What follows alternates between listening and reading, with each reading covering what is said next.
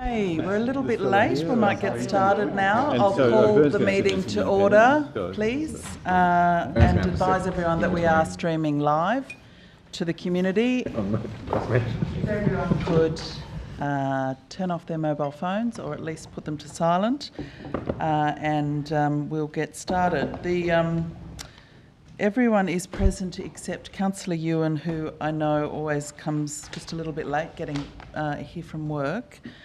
So they'll be here very soon. And Alderman Sexton is an apology tonight. Acknowledgement to country. In recognition of the deep history and culture of this place, I wish to acknowledge the traditional custodians of the land upon which we are meeting tonight. I'd like to acknowledge the determination and resilience of the Palawa people of Tasmania, who have survived invasion and dispossession and continue to maintain their identity, their culture and their rights. The minutes of our last meeting, Monday 9th of August, moved by Deputy Lord Mayor. So moved. Any discussion? Seconded by Councillor Sherlock. Any discussion on the minutes? There being none, I'll put the minutes. All those in favour say aye. Aye. Against say no. That's carried unanimously. Transfer of agenda items. Are there any items proposed for transfer of either the open or the closed agenda? There being none, I move to communications from the Chair, and I do have communications. So just to keep you up to date with some of the things that are happening, a meeting of the Greater Hobart Committee was held last week. As you recall, this is the committee that was established by the Greater Hobart Act 2019 as part of facilitating engagement between the 4 Metro councils and the state government.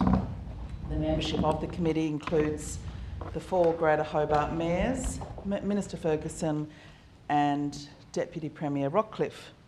Items covered at last week's meeting were reviewing feedback on the shared vision for Greater Hobart, progress in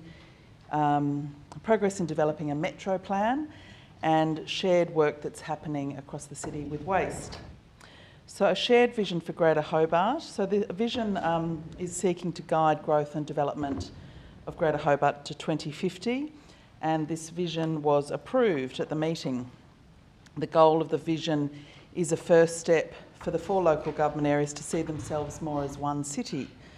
The draft vision was circulated to elected members in March 2021, and the 5-week consultation process that followed after its release indicated broad support for the draft vision, and so the committee resolved at our meeting to adopt the shared vision.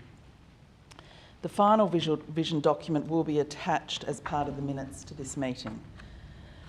At the meeting, we also talked about the development of the Metro Plan. So the Metro Plan to deliver the vision through better integration of strategic land use and infrastructure planning across Greater Hobart continues to be a priority for the committee. Work on several strategies and an implementation plan are being progressed collaboratively.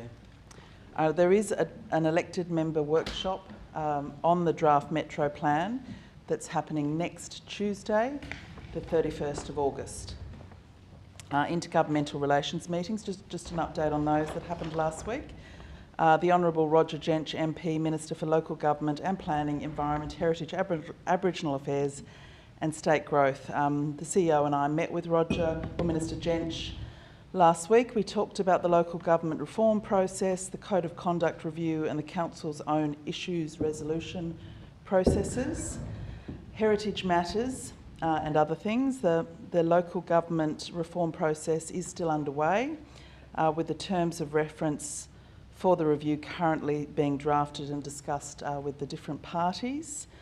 He was interested and supportive of the City of Hobart's process for issues resolution and was also indicated support for Council's approach in terms of short stay accommodation, as it aligns with the approach outlined in the State Government's response to the Legislative Council inquiry into short stay accommodation. As recently appointed Minister for Heritage, he also indicated a willingness to hear more about heritage matters from the Council and was pleased to learn about Council's recently advertised heritage grants. And the final thing I wanted to report was just in response to the situation in Afghanistan. I was pleased that as part of a commitment to being a refugee welcome zone, that we are supporting the urgent advocacy campaign of the Refugee Council of Australia on the Afghanistan crisis. We have joined as a signatory to a letter to all federal parliamentarians outlining the steps the Australian government can take to support the people of Afghanistan, and there is a memo about that with the letter on the hub. Thanks everyone. Item 4 is notification of council workshops, and there were none since our last meeting. Item 5 is public question time. Are there any questions on notice? No, Lord Mayor. Can I ask a question on notice? Oh, is it without notice? I think it's the public. I'm a member of the public as well. Not yet. Wait a minute and you will be. I'm pretty sure I can ask a question under the regulations. You referred to that the Minister in the meeting of the Greater Hobart for Councils supported Council's position on short stay accommodation. Have we got that in writing? And what was we haven't got a position. No, I didn't say he asked me about it. I didn't bring it up. He'd read the newspaper. You just said he supported the councils. We haven't got a position. No, the city plannings and the staff. It wasn't council. It was the city planning. Okay. Yeah, I wonder if you could provide clarification on that. Thanks. Yes. Yeah. I can just tell you that it was about this. It was about what was in the newspaper and the discussions at the city planning committee. There wasn't council. No, it wasn't council. Oh, yeah. So you've just corrected what you said a moment ago. Thank you. Thank you. Lord Mayor, can I just clarify whether or not the answers to public questions were going to appear in the minutes? And if so, where are they? I haven't been able to spot them in the minutes. They're in the agenda. I think they're in the agenda. Yeah. They're in this agenda. Page? The next page. Okay.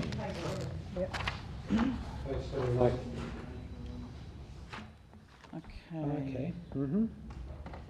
So that's, if there's no further public questions, any from the floor, the 5.2 is responses to the public questions taken on notice, and I'd like if someone could put a motion to receive and note the responses to questions taken on notice. Do that, Lord Mayor. Seconded by Councillor Dutta. Question, Lord Mayor. Yes. There, at least now I think it's 2 council meetings ago there was a question on notice, and that answer hasn't been provided. That was about costs. No. It was a question regarding a member of public being called something in public without evidence. I'm not sure of the response to that one, if that's been provided yet. Thank you, Lord Mayor. I'll need to take that question on notice and follow up the response to that question. You fully, you know what the question I'm referring to? I do, Thank thank you. you, Lord Mayor. Okay, so we'll put the motion to receive and note these other 2 written responses. All those in favour say aye.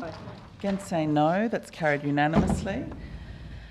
Item 6 is petitions. Are there any petitions we've received? Lord Mayor. Supplementary items. Are there any supplementary items? I think there is one special report from the CEO. So moved by Deputy Lord Mayor, seconded by Councillor Dutta. All those in favour of this, discussing the supplementary items say aye. Aye. Against say no. Carried unanimously. Are there any indications of pecuniary or conflicts of interest that any elected members wish to declare? There being none, we will move on now to the City Planning Committee. Lord Mayor, we're acting, I notice that we're acting as a planning authority, and 9.1 is 404 Park Street, Newtown. It's Second for Lord Mayor. partial demolition, alterations, extension and 3 multiple dwellings, 1 existing and 2 new. I'll move that. Seconded by Alderman Barkas. So, Lord Mayor, this received 27 representations in the representation period. The performance criteria that it relies upon are inner residential zone development standards, parking and access code. So it's for an alteration to an existing house and then 2 two-storey apartments at the back of this block.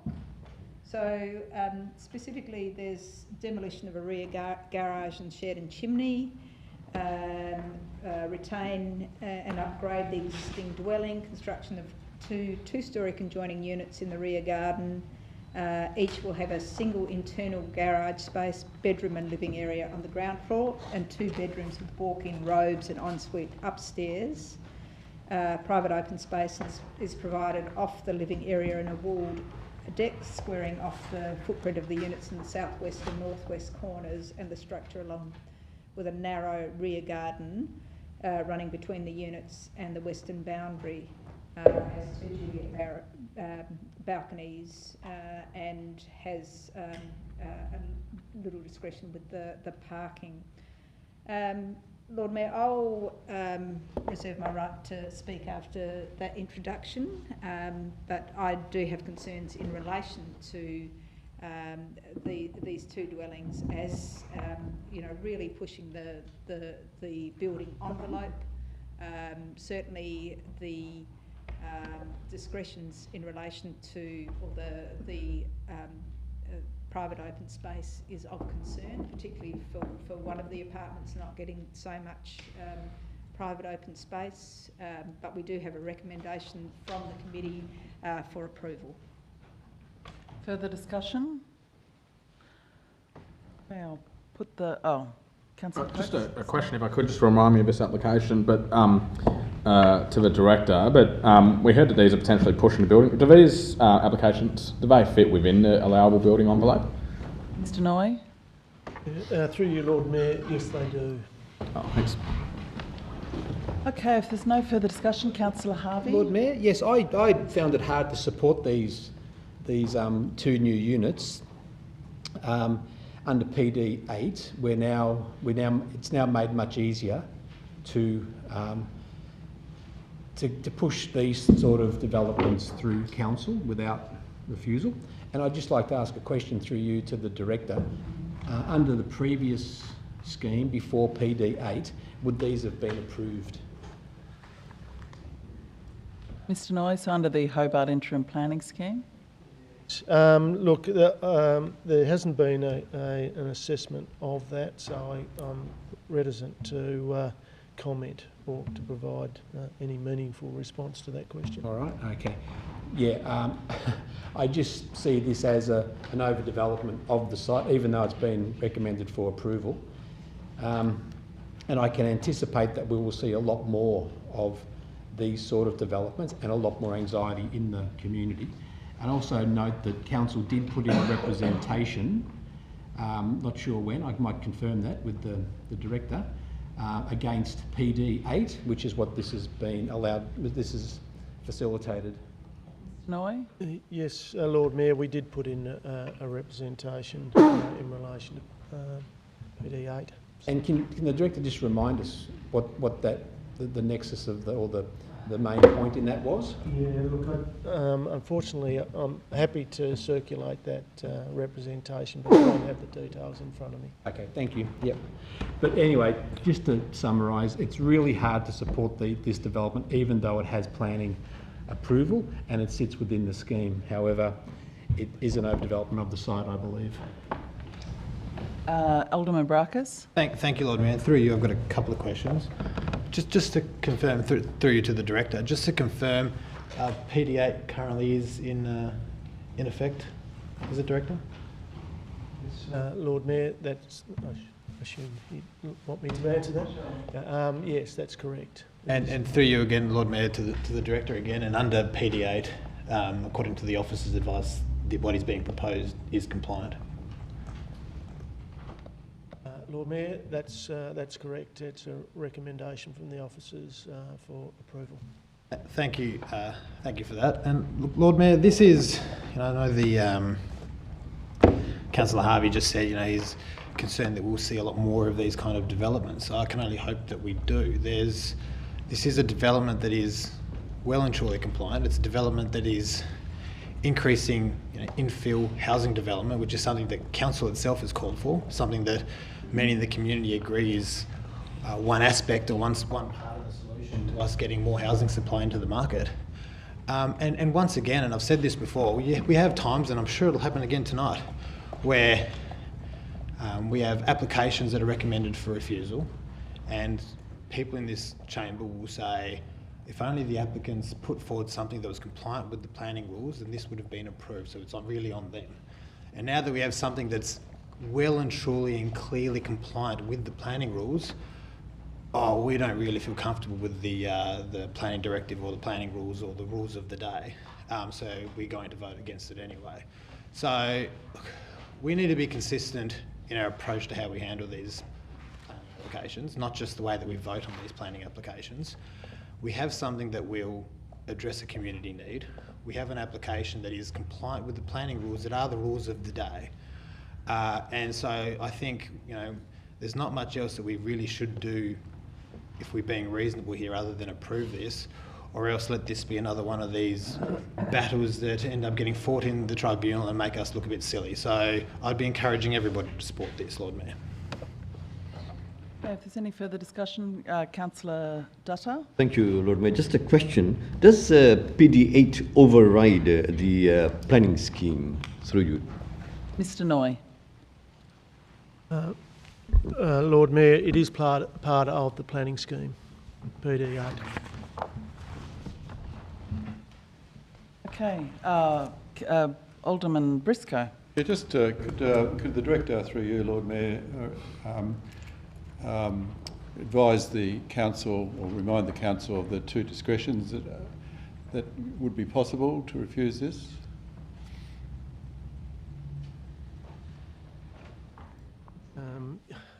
Lord Mayor, it relates to private open space and the number of car parking space and vehicle access and design. So through you again, Lord Mayor, and remind me of the officer's assessment of those three. Lord Mayor, they satisfy the performance criteria under which those elements are determined by the planning scheme. Now look, I'm usually against rubber stamping something, but if something is following the planning scheme, and I know at least one councillor will jump up again and say that we've always got the right, but they are not strong grounds, and if they're satisfied by our officers, if we refuse this, we're saying that people can't build units would help alleviate the housing crisis in the city of Hobart because they don't like the design now. Or I just got a feeling about this. If our officers on the minor discretions we have are satisfied that they are acceptable to the plan is acceptable to get a planning permission, I think we should. It is a sad day that people just say, I just don't like it. Point of order. If they did say that. I think I've been misrepresented. I'm not sure you were mentioned, Councillor. No, I didn't mention anyone. It could be Councillor Dutta, who hasn't spoken yet. I'm thinking he'll jump up in a moment and probably tell us our 3 points. But we've already got a very good report from the officers. It is within the planning scheme, and the 3 discretions that we would have grounds to refuse have been satisfied by the officers. Further discussion? Deputy Lord Mayor, did you? Oh, Councillor Dutta. Thank you, Lord Mayor. The reference has been made to me with regards to this particular issue, and I'm a bit in the dark, unfortunately.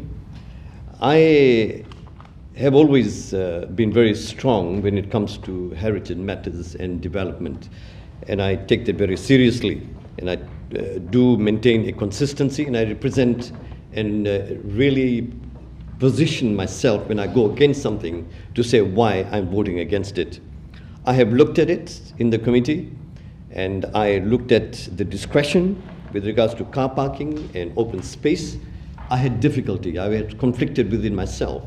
I felt that I can't support this, but putting it under the provisions of the planning scheme and PD8, I had no alternative but to support the recommendation by staff. Thank you. Any further discussion? Deputy Lord Mayor, did you want to sum up? Yeah, just to make a couple of points, Lord Mayor. I suppose you know, this is another addition to our housing stock, should this pass tonight, which I'm sure it will. Having said that, the planning, what's the word, PD, the planning directive, thank you. The planning directives sometimes will be quite challenging, and it's obviously challenging for 27 people who put in representations, and to say that this is a possibility, and having this put forward as an application doesn't mean to say it's the best application, nor does it mean that we have to all support it and rubber stamp this as Alderman Briscoe said. So I still hold my concerns in relation to how this has been approached as a development, and I think we have to bring into question, because we're getting time and time again, as we did in Pyrie Street, we did have some questions from residents who are concerned how this might work in relation to their in that particular vicinity. Okay, if there's no further discussion, I'll put that. All those in favour say aye. Aye. Against say no. No. Show of hands. All those in favour. Alderman Zuko, Councillor Dutta, Councillor Sherlock, Councillor Coates, Councillor Ewan, Alderman Barakis, Alderman Thomas, Alderman Briscoe and the Lord Mayor. And against? Councillor Harvey and Deputy Lord Mayor. That's carried, Lord Mayor, 9 votes to 2.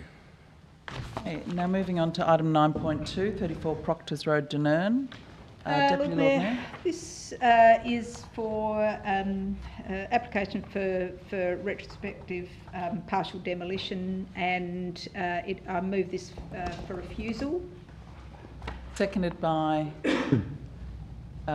Alderman Harvey, Councillor Harvey, sorry. Lord Mayor, this application for development for 34 Proctors Road, which occurred, had issues of retaining one of the chimneys at the rear and side of the building initially, and lo and behold, the chimney which was meant to be retained was demolished. So this is a retrospective refusal based on that this does not meet the acceptable solution or performance criterion with respect to clause E13.8.1 A1 and P1 of the Hobart Interim Planning Scheme, because the chimney would be demolished, and the chimney is significant and makes a contribution to the historic cultural heritage of the precinct. Lord Mayor, there was a lot of discussion at committee last week, and there was concern, you know, is there any way that we can support this demolition? You know, was it intentionally demolished? Was it impossible to maintain those alterations as proposed by the applicant without demolishing the chimney? So there was a lot of toing and froing, a lot of discussion about chimneys, and it was then deferred and discussed again after we got more information from the proponent's engineer. There was no change overall the recommendation, so here it is for refusal because it shouldn't have been removed in the first place. Alderman Briscoe? Yes, look, I'm supporting the motion, and I think it's clear the applicant, it wasn't the intention. The intention was to retain the chimney, but for safety reasons, both the builder and the owner were required so the workplace would be safe to remove the chimney. That's not saying that there are would not have been other alternatives to reconstruct reconstruct the chimney after the event. And it's sad that the applicant didn't ask his engineer, or the engineer, what alternatives could be put in place, considering the fact that there wasn't enough space in the roof space to do the solution that they had first. All the engineer said to us with a little bit extra was, yes, he agreed that the chimney could not be supported by what was there because there wasn't complete analysis of the problem of keeping the chimney. But I would have, if it was my building, I would have said, well, I have a planning condition to say the chimney has to remain. Well, we had to remove it for safety reasons. I accept that. What solutions can we do now to reconstruct the chimney? Because it is a planning condition.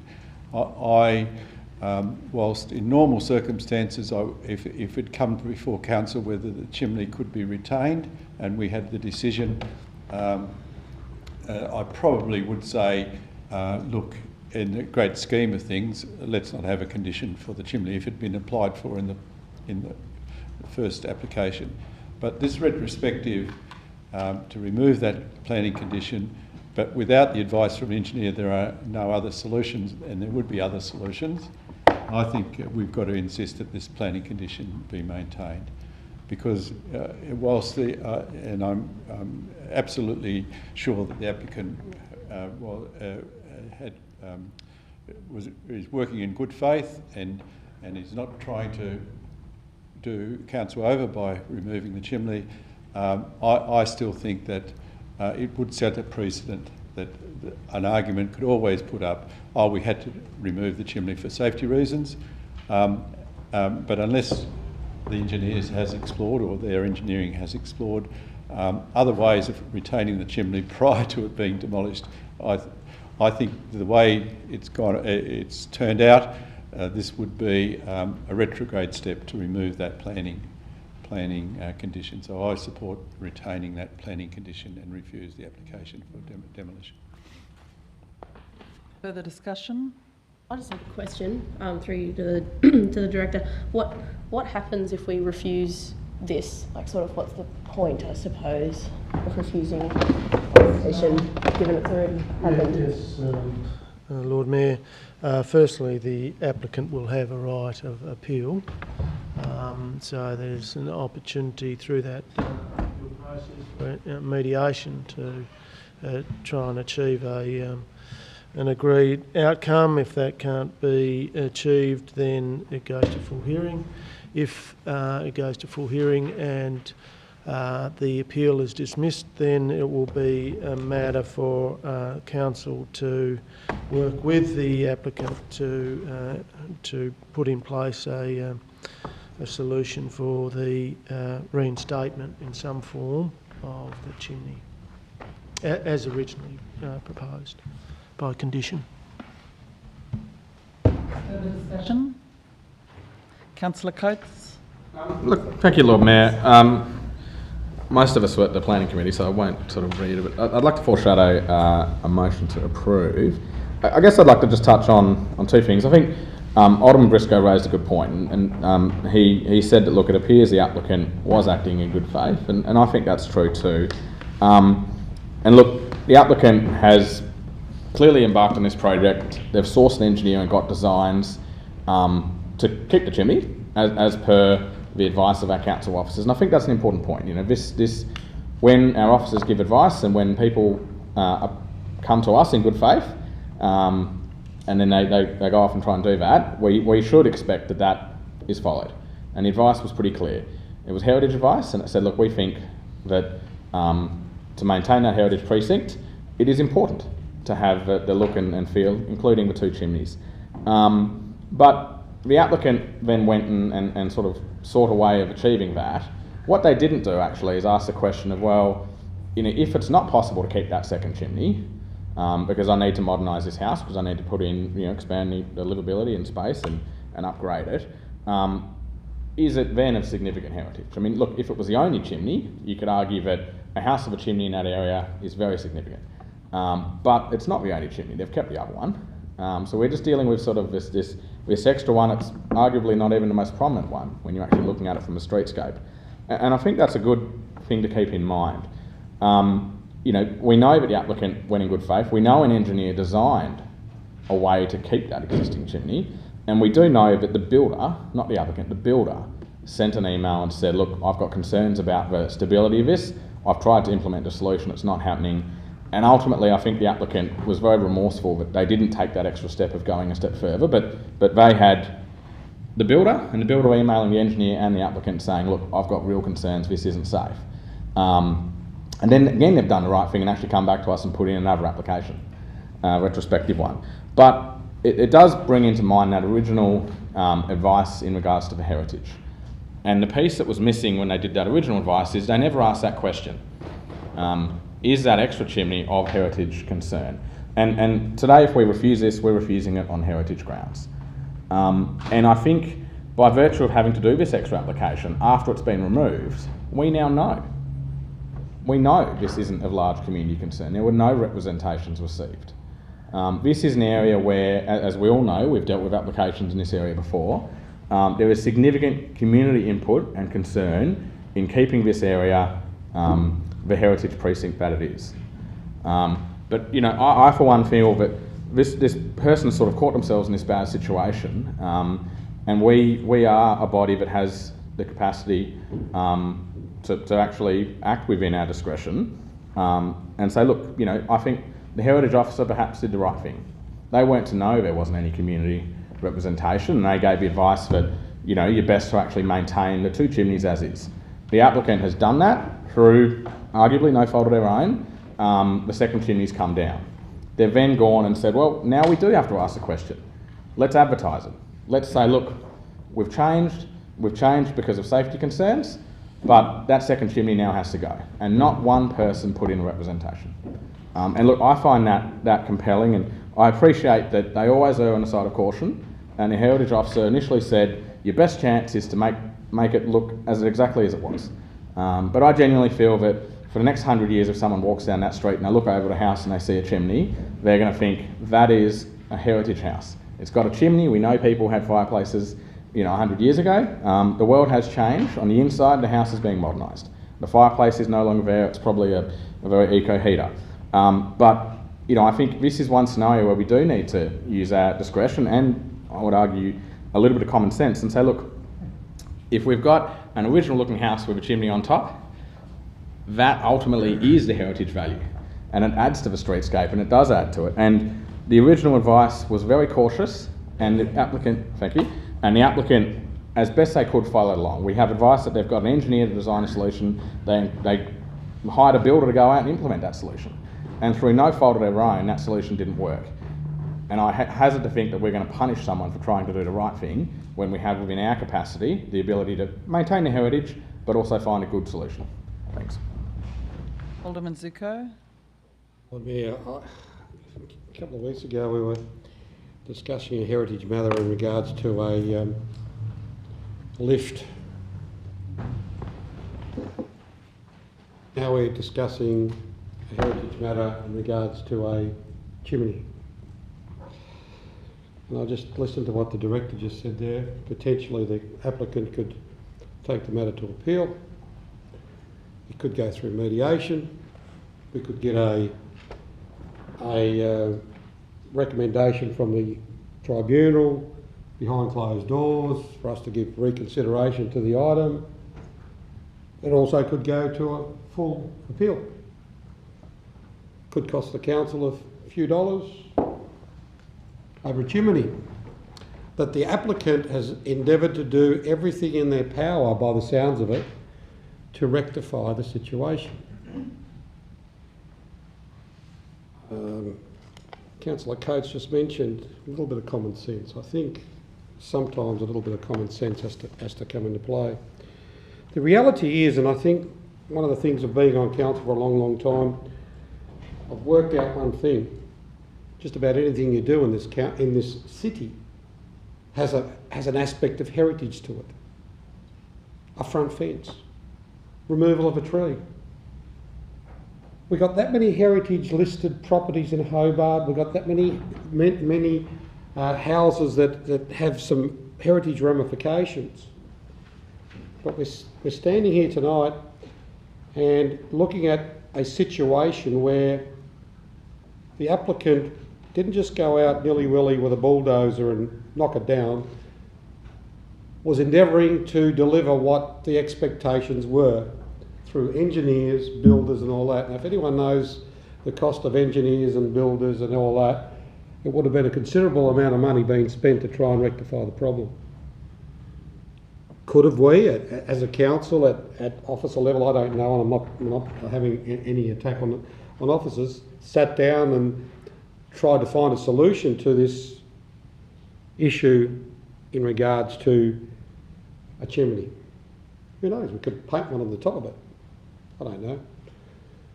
But at the end of the day, are we going to reinstate the original chimney? Because no matter what we do now, even if we rebuild it, it's still going to have a different look and feel to it of its originality.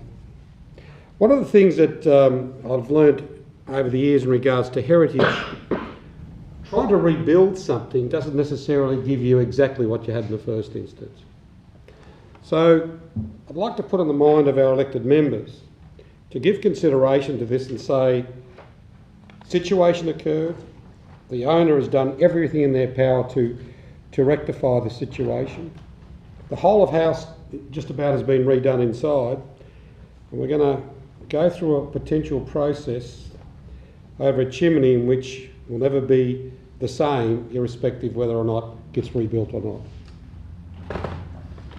Further discussion? Alderman Barakis. Lord Mayor, look, Lord Mayor, I'll just start off, and I suppose I'll start off by saying there's been a lot of talk of common sense, and I'm not sure it's all that common these days. Sorry. But, can you just? I couldn't hear you. Oh, sorry. I said there's a lot of. It was more of an aside, Lord Mayor, but I said there's a lot of talk about common sense, but it seems that it's not all that common these days. But I'll just address some of the points in the recommendation that the committee voted on just over 40 minutes ago. It says that the applicant has not articulated environmental, social, economic or safety reasons of greater value to the community than the chimney. Now, noting that Councillor Coates said that, pointed out, and as did a few others, that there was no representations made in regards to this. It was circulated, it was advertised, and I know that there's officer advice and there's expert advice, and sometimes the expert advice says different things, and sometimes you get two different experts that say two different things. I think one measure I like to use, in conjunction with listening to our officers, is, and as Alderman Zuko said, almost everything in Hobart can be heritage or part of our cultural fabric in some way or another, and it can't mean that we don't do anything. But my assessment to a point of what is significant heritage and what isn't significant heritage is proportional to the level of community interest in something. If we were to talk about knocking down one of the sandstone buildings in the middle of Salamanca, there would be people rioting at the front of Town Hall, and there'd be thousands upon thousands of representations, and rightfully so, I would think. But when you get items such as this, such as others that we've had in the past, the Red Bull Clubhouse was one of them, where not a single representation comes forward, I think that is indicative of the level of cultural significance that something has amongst the community. So the suggestion here is that the applicant has not articulated environmental, social, economic or safety reasons of greater value to the community than the chimney. The community has indicated what the value they place in this chimney is, and they've done so with their silence. And we have a pretty significant safety issue. As Councillor Coates said, the applicant's builder is the one that raised this safety concern. and said that, in his view, there was no safe way to retain the chimney without a significant safety risk. I would suggest to everyone here that the risk of that chimney falling through the ceiling or rolling off the top of the roof and landing on somebody's head and putting them in the hospital or a morgue would be of a greater level of value than the supposed cultural heritage values of something that the community has obviously indicated little interest in. So, I don't think, there's the words prudent and feasible alternatives. I think there's been a failure to demonstrate that there is prudent and feasible alternatives. So, I'd be encouraging everybody to support Councillor Coates' foreshadowed motion. I think this is one of safety versus heritage, and I think the importance of this piece of so-called significant heritage has been pretty clearly indicated by the community, and I think our responsibility to protect community safety in this instance is important. I would wonder if we were to refuse this application, something was put up and something was to happen, whether or not there'd be any reflection on the council on that. Any further discussion? Councillor Dutta? Question through you, Lord Mayor. With regards to situations like this, do we have engineers report or their suggestions before you take something down like that? Or do you go after the event? Mr. Noy?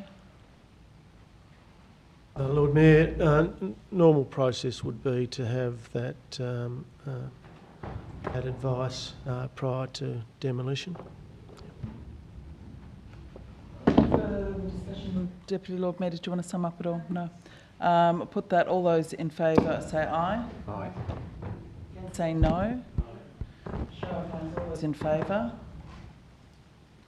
Councillor Harvey, Alderman Briscoe and Deputy Lord Mayor. Against. Alderman Zuko, Councillor Dutta, Councillor Sherlock, Councillor Coates, Councillor Ewan, Alderman Baracus, Alderman Thomas and the Lord Mayor. That's lost, Lord Mayor, 3 votes to 8. Foreshadowed motion, Councillor Coates. Second, Lord Mayor. Yeah, foreshadowed motion approval as per the original.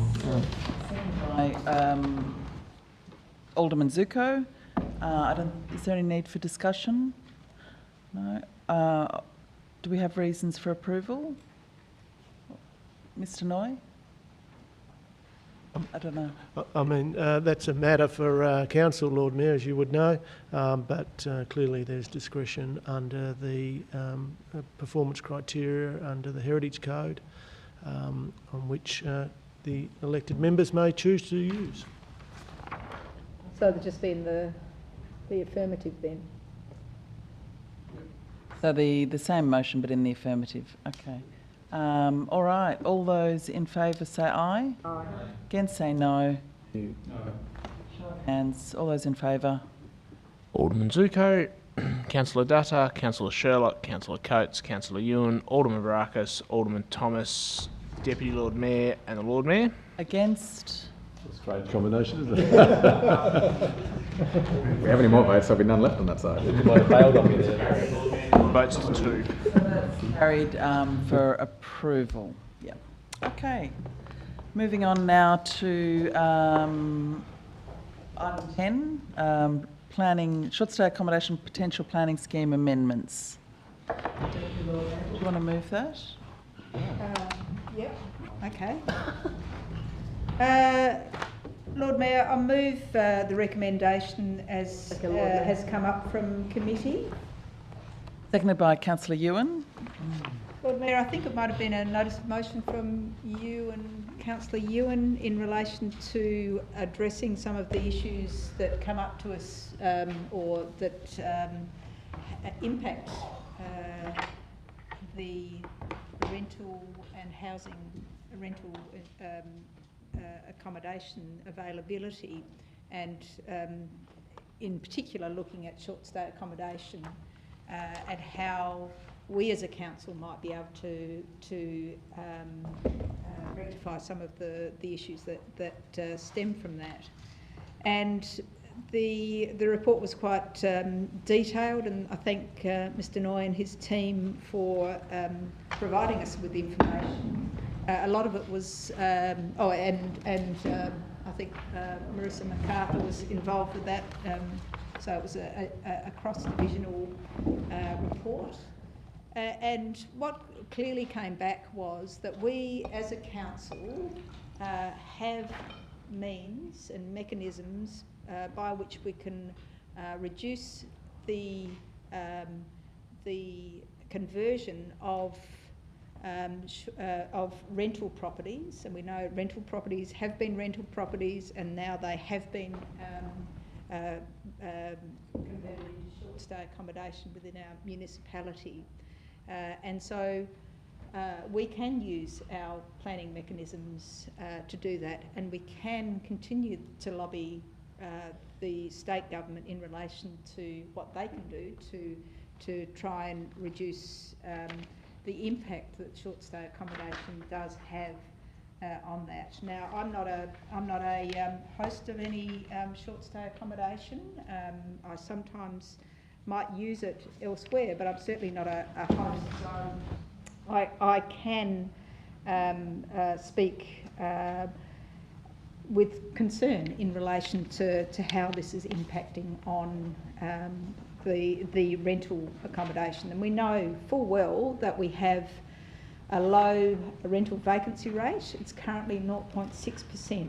So, and it was that hasn't shifted. We haven't had an improvement in that vacancy rate, and one could argue that finding accommodation is hard, not only for those who are trying to find and break into affordable accommodation, but it's also hitting people in all strata of income, if you like. So I think we as a council have a duty to act on this.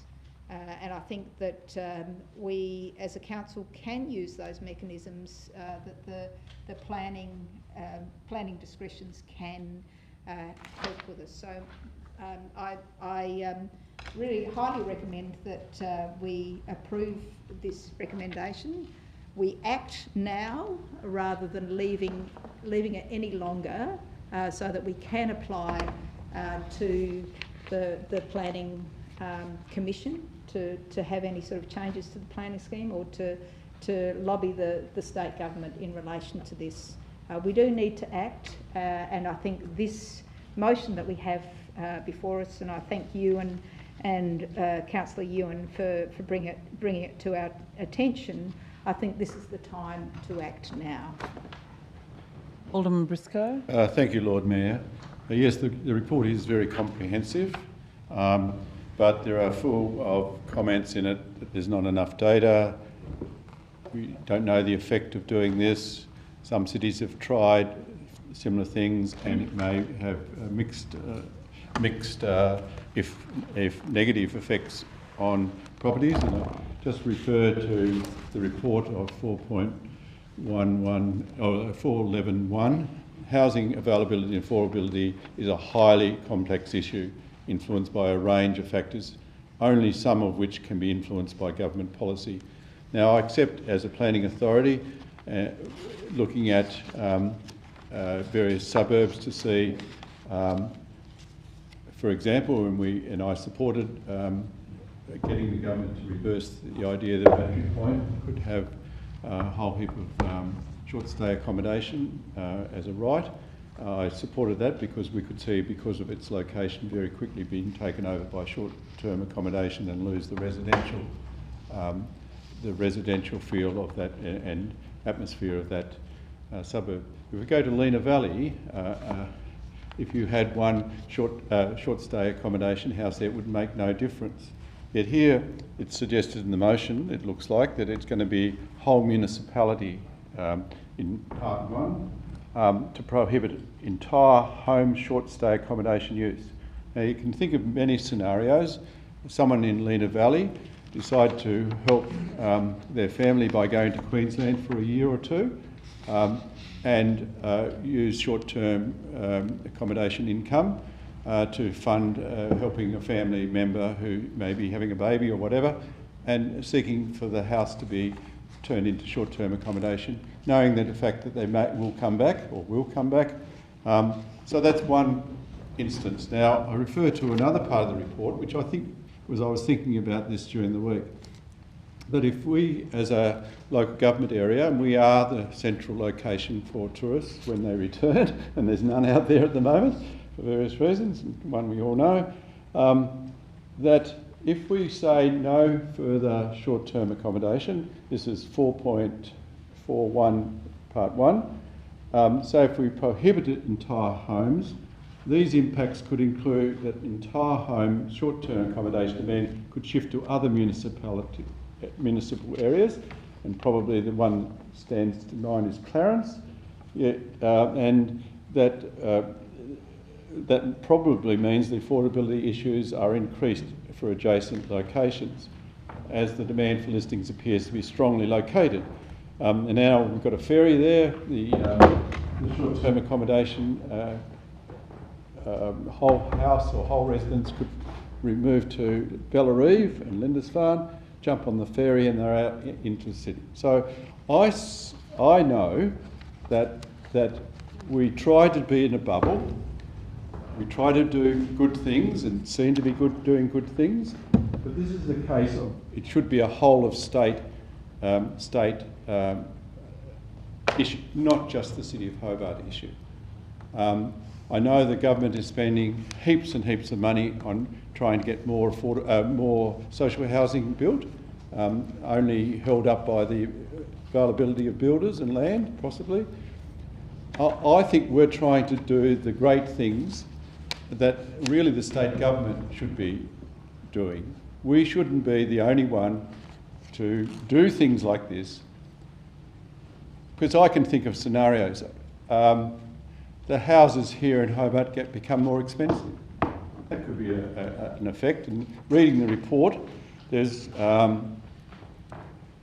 it indicates that there's not enough data to see what the effect of doing this stopping further residents being turned into short-term accommodation. Now, all I can say is I think we should tread very warily here unless we've got more information. I agree that we have a role to look after our suburbs, our residential suburbs. As soon as we start saying that we're going to create affordable housing or social housing via this, is ridiculous. You try and rent a home in Hobart, even if it one became available that went from short-term accommodation to a rental. It beggars belief that you could afford an affordable house if you are on just the median Tasmanian income. So we are seen to be doing good things, but in fact, it's not going to have any effect on affordability. No one could afford rents that would have to be charged on the $1 million plus houses that are in Hobart.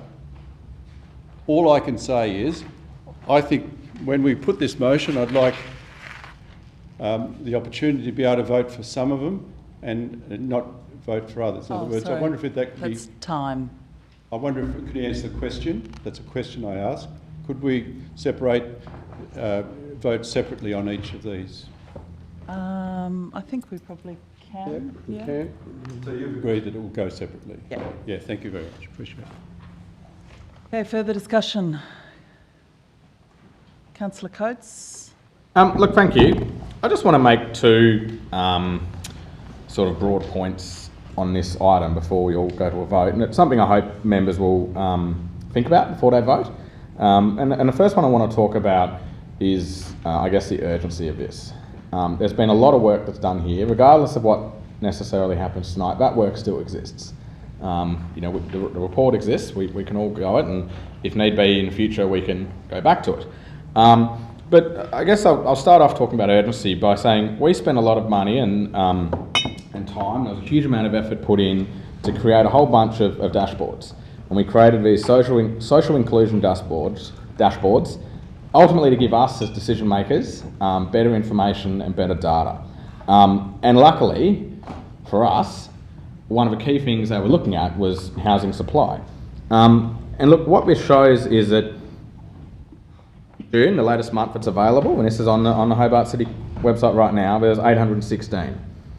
The month prior, we were at 947. If we go back to March, we're at 1,258. We're down a third. We haven't done anything, and we've had a third come off the Airbnb market. According to Hobart City Council's own data, a social inclusion dashboard that we spend a lot of money to implement to make good decisions. So I would just highlight there is no urgency here. If your concern is getting properties out of Airbnb and into the general housing market, it is happening. We all know the reasons why. The borders are shut, there's no tourists.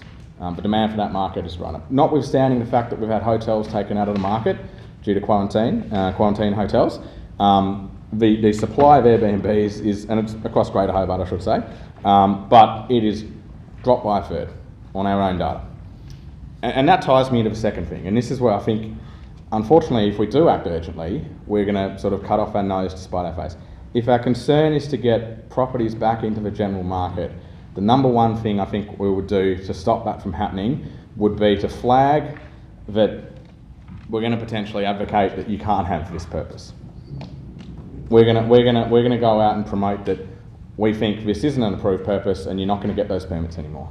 What that will do is people are going to sit here and think, look, in their view, in a year's time, in 2 years' time, the tourism market will come roaring back. We will have more interstate visitors. We might even have international visitors. Oh, Hobart City Council are going to prevent these permits from being issued.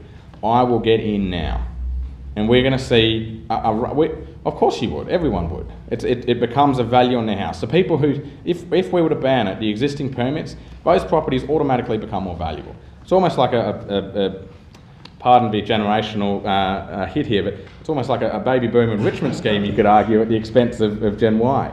But look, I think by acting in urgency, not only do we act against the data of what's actually happening, according to the work that we did to make good decisions, but by acting in urgency and doing this now, at a time when the markets are shut, there's no tourists, that the world has changed and we don't know what it'll look like in a year or 2 years' time. But we run the risk of people then getting in early, doing a rush, getting permits on their existing properties, and ultimately anyone who's going to be trying to take their house out of the Airbnb market to go back into long-term rental is going to think, no way, Jose, I don't want to risk it. What if they change the rules? At the moment, what we want, which is the market to respond to the demand, there is a demand for long-term rentals, is happening. It's happening by our own data. What we don't want to do is create that bit of a fear in the market that says, if I don't lock in now, if I don't apply for a permit now, if I don't maintain my existing Airbnb empty for the next year, they might change it. So I'm not going to put my thing in the long-term rental market. Or I am going to go and seek a permit on my home. Because you know what, if I've got a permit and they stop anyone else from getting one, sweet, you bang, my property is more valuable. And so I just urge members, look, I appreciate the concerns that we have, and there is genuine concern about the state of the rental market in Hobart. But this is just not the right time to be taking this move. It sends the wrong message, and ultimately I actually fear that this message will, this message will have a detrimental impact. And I think ultimately when we set up these social inclusion dashboards to help advise us, to have a real-time, the monthly summary of what's happening in our city, we should actually look and use it. There's a lot of work that's been done here. If this doesn't get up tonight, that work won't be lost. But I think we'll have a better outcome for the city. Thanks. Councillor Harvey. Councillor Van Hook. Lord Mayor, can I ask a question to the Director? So the part one is council pursue inserting one or more specific area plans into the Hobart local provision schedule. How long does that process take? Because we've got a question about urgency here from Councillor Coates. I'm just wondering how long it takes to put a provision into the schedule. Mr. Noy. Lord Mayor, as was conveyed at the Planning Committee meeting, it was acknowledged that it would need to be done once the local provision schedule was in place.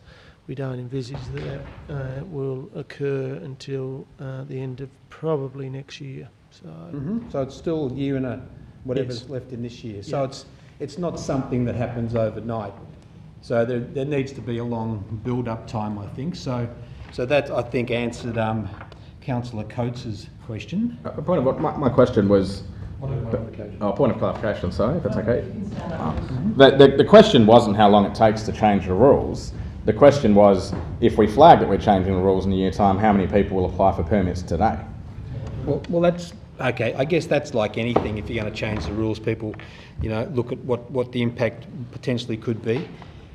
But we're talking about entire homes, not short stay in existing homes where people are already living, and we're not talking about rolling back the whole homes that already exist. And I think the figure was like 12%, some phenomenal figure of homes are short stay, and that was about another 30 or 40% of that was whole homes. So it was quite a significant figure, but they're mostly concentrated in Hobart, as I understand. So the figures released in the paper today by one of those organisations was disingenuous because it was implying it's a wider range of Hobart. So anyway, so part one, if we did pursue, or if we do pursue inserting one or more specific area plans in the local Hobart provision, such as I think we have something akin to in Battery Point, so you can't have whole home short stay accommodation in Battery Point, but you can still share your house in Battery Point. You can still rent out a spare room. So I think there's no problems with part one. Part two, council advocate to the minister. Advocating to the minister means the minister might say, thanks very much, we've heard you, but not interested. Is that true or not? There's two ways the minister could go. They could support it or they could reject it. Would that be correct? Through you to the CEO, I imagine? CEO, yes. That's correct. Okay, so we're only advocating. And the third one's the same, and this will answer Alderman Briscoe's question. Council advocate for statewide regulations similar to those in New South Wales. Councillor Briscoe said we need a statewide approach. There you go. Part three is that I think that satisfies you that it is a statewide approach. Advocating. Can I answer that question too? No, absolutely. Through you, Lord Mayor. I did say that I was going to vote individually and it was accepted. So that's one I might support. Yep. And okay. 4 I might support as well. Okay. Thank you. But you did raise that question and I was sitting there. Okay. And again, it's advocating. So, and the fourth part, advocate to the state government to form a housing supply forecasting council. I think that'll sail through. That was unanimously agreed by the planning committee. But what this does do to me though, Lord Mayor, is it does kind of, shatter my confidence in our sincerity about solving the housing problem. So there seems to be some doubt that we shouldn't head down this path. And I'm not sure whether having kept the word consider would have resolved the issue, but I felt it was necessary to take out that word consider because I didn't know what it meant, other than let's write more reports about what we potentially could do, rather than actually do something. So getting rid of that word consider, I think, was important, and we've now got affirmative suggestions here about what to do and how to go forward as a council. And for how many years now have we talked about what we want to do to try and solve the housing and homeless and housing affordability crisis in Hobart? And here's some opportunities to actually do something really positive. So I'm a bit surprised that everybody's kind of backing away slightly now, saying, well, we really want to do things, but we'd rather just consider it or not really consider it because we're not sure. So I think it's time we actually can make a decision here. And I'd be hopeful that people do see their responsibility to be moving forward on this issue and support all of these 4 recommendations, because they're not locking us into things. It's just being really positive about the actions we could take by advocating to the Minister for Planning, by advocating for statewide regulations, for advocating for the Tasmanian Government to form a housing supply forecast council. And the first one is to pursue inserting, like we have in Battery Point, certain areas of Hobart that we don't allow full house short stay accommodation. So the whole house might be taken out and you can still have short stay accommodation as a share arrangement where you live in the house and you rent out your spare rooms, which was the original intent, as I understand, of the short stay accommodation movement. It was to share spare rooms so that they weren't sitting vacant, sitting empty, to share those rooms with tourists. And I fully support that. If you've got spare rooms, I would encourage people to allow allow visitors to stay in those spare rooms. Okay, that'll do. Thank you. Councillor Ewan. Thank you. I'd like to note that an elected member present tonight declared an interest in this item at committee but hasn't tonight, which I find peculiar. But moving on, I'd like to thank the staff who've put this work together for us. I think it's really clear from the data and quite extensive nationally recognised peer-reviewed research that we've got that regulating short stay accommodation is a necessary part of addressing the housing crisis. We also know anecdotally that conversion of whole homes to short stay accommodation affects our community's ability to be a community.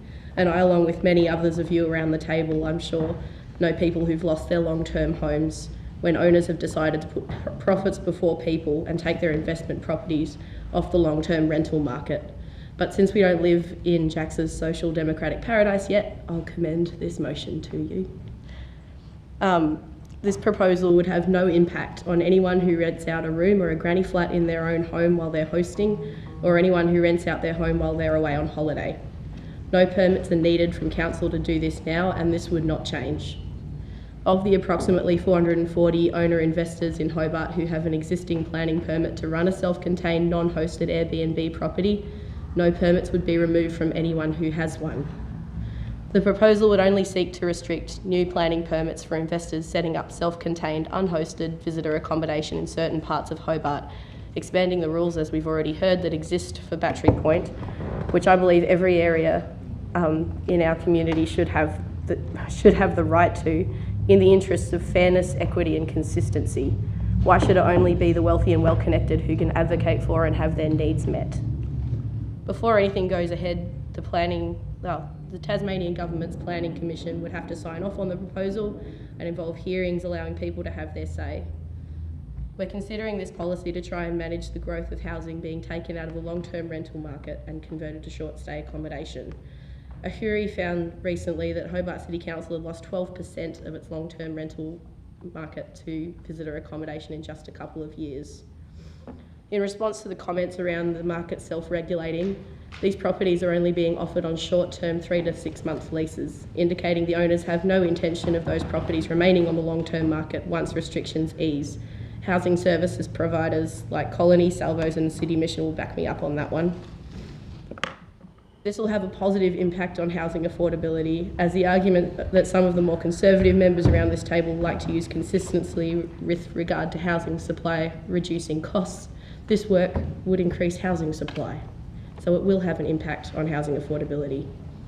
Property investors are regulated by governments in all sorts of ways already. You can't just set up a takeaway pizza shop or a brothel or a childcare centre in your investment property without permits. And it's not unusual for there to be rules to manage the use of the property in residential areas in all cities. And I look forward to this motion passing unanimously. Thank you. Alderman Zuko.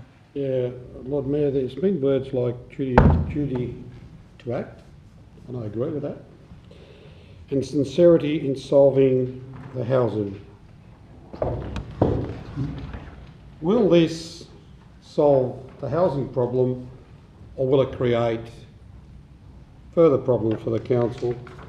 And I take it to page 243, where it says there are additional legal risks to do with regulating this particular proposal, which concerns me. There's also compliance and regulation 4.5.2, which all says, although there are many cities to regulate short stay accommodation, especially entire home listings, enforcement is difficult. Just so you're all aware how it operates, if a person has a permit for short stay accommodation, they actually have to provide their planning permit to the provider to actually get listed. I'm aware of that because I have listings, and whoever does, does. So there is compliance, because that was under the Tasmanian legislation that came through in which I actually assisted the government in doing so. But if we do want to duty to act and sincerity in solving the housing problem, let's go out by increasing housing supply with a proactive approach.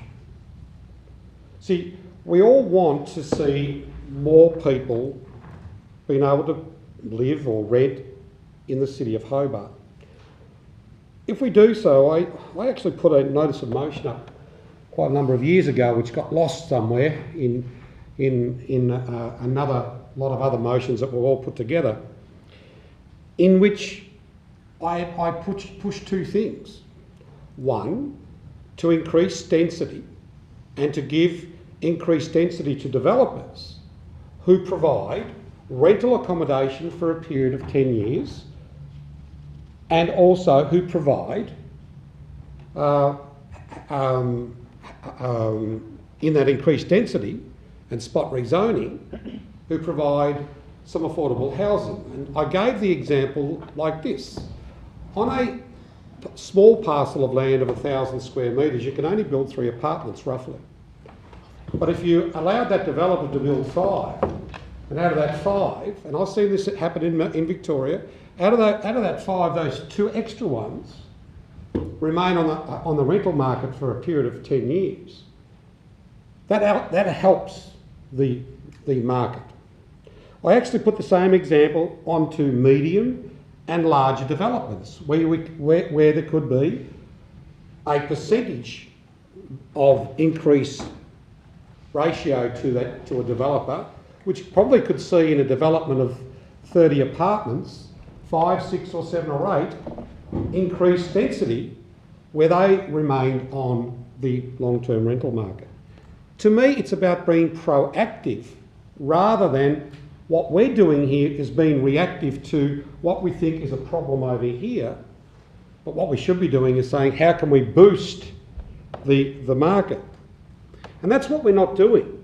To me, I'd rather see a statewide issue arise, because what will happen here, let's say Hobart goes alone and wants this amendment in the Hobart planning scheme and whatever have you, we could be pushing this business into another suburb.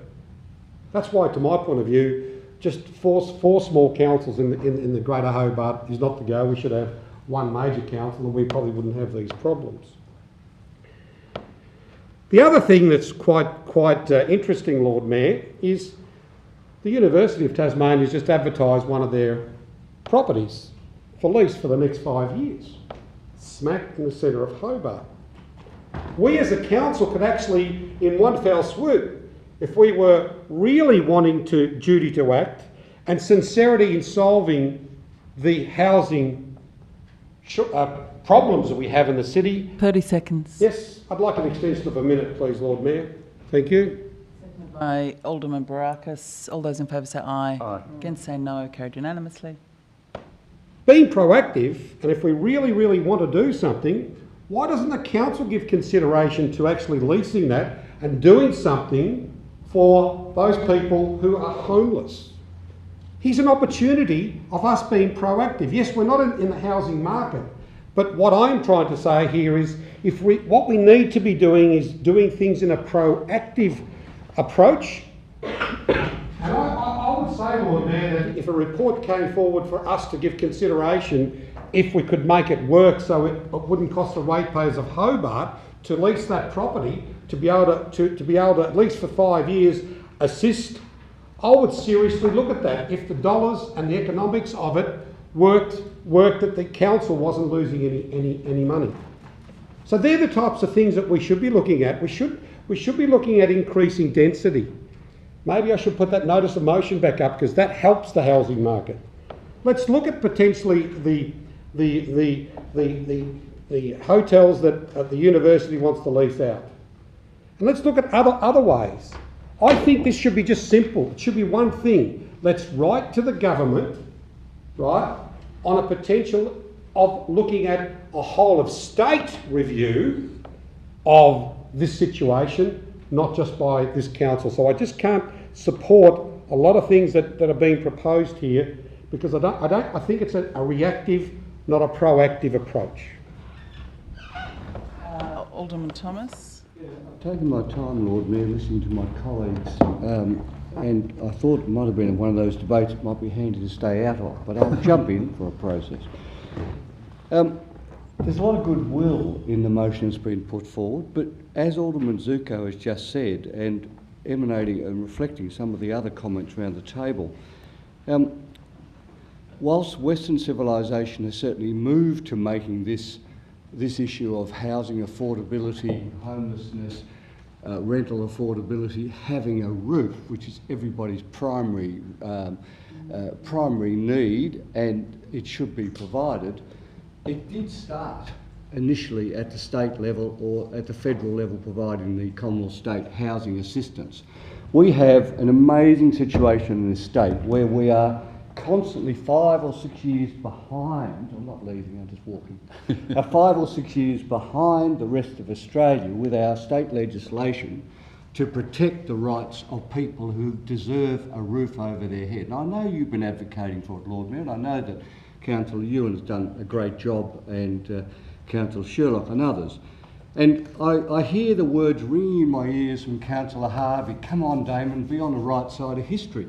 Look, you're probably right, but you're about a year out, so keep the words in your mind. I'm sure they won't go away. We have failed as a council prior to this. We failed majestically a few years ago, and Alderman Zuko was one of the heroes of this world, trying to maintain common ground, which was the New York initiated housing development of a brand new housing development with brand new furniture, and it was affordable. Councillor Ewan, who's looking at her phone, wasn't available at that time, wasn't there to witness common ground, but it did work, and this council refused to even provide rates relief.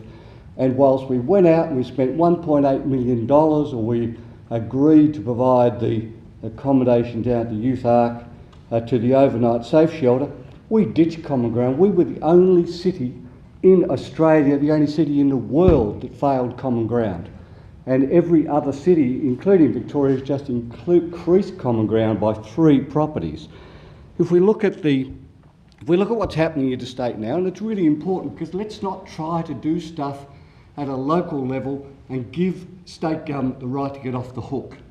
In Victoria, where my wife works, when she's able to get there, she runs a homeless family violence. I doubt whether most of you know this. It's one of the biggest providers of family assistance for violence and homelessness in the southern region of Melbourne, running from Mornington up to the central city. And the Victorian government, way beyond the capacity of this strange government in terms of this process, has actually legislated some years ago that every development provides a certain proportion of housing for affordable accommodation. And the people who develop these premises quite rightly come to places like Ways, which is Women in Youth Support Service, and say, we want to give you 2 units in these units for the purposes of affordable accommodation. We could learn so much from our near neighbour.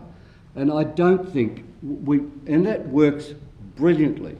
And I think we sit round here, we wait for the government, and then we get tired, and there's nothing wrong with this motion, but it's a motion that really is there because the state government has failed its responsibilities. It's not been on the right side of history on this argument for some years. The same tired people keep running the show, and we don't get the innovation that the market should be receiving.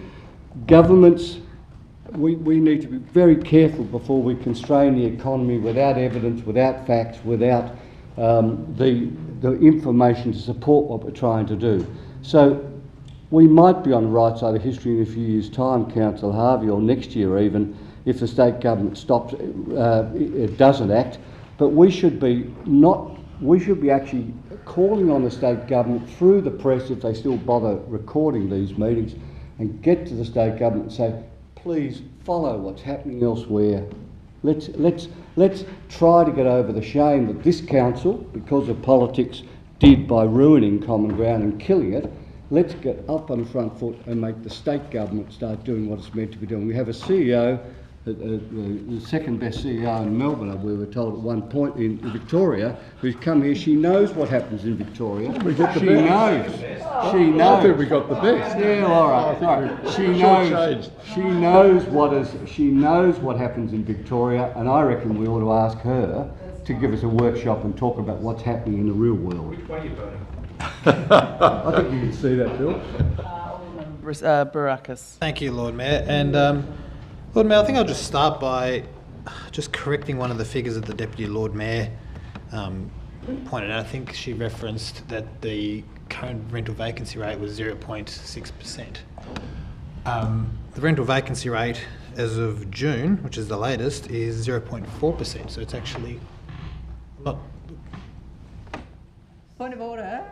This is what I'm... Point of clarification. Yeah, point of clarification. It's page 220 of the report. So that's where I was reading it from. I wasn't having a crack. I was just providing there's updated figures, but I think she raises a good point in referencing that, and so does Councillor Coates in referencing the social inclusion dashboard. The last time the rental vacancy rate was 0.6% in Hobart was in March this year, when we had 1,258 short stay accommodation registered on our dashboard.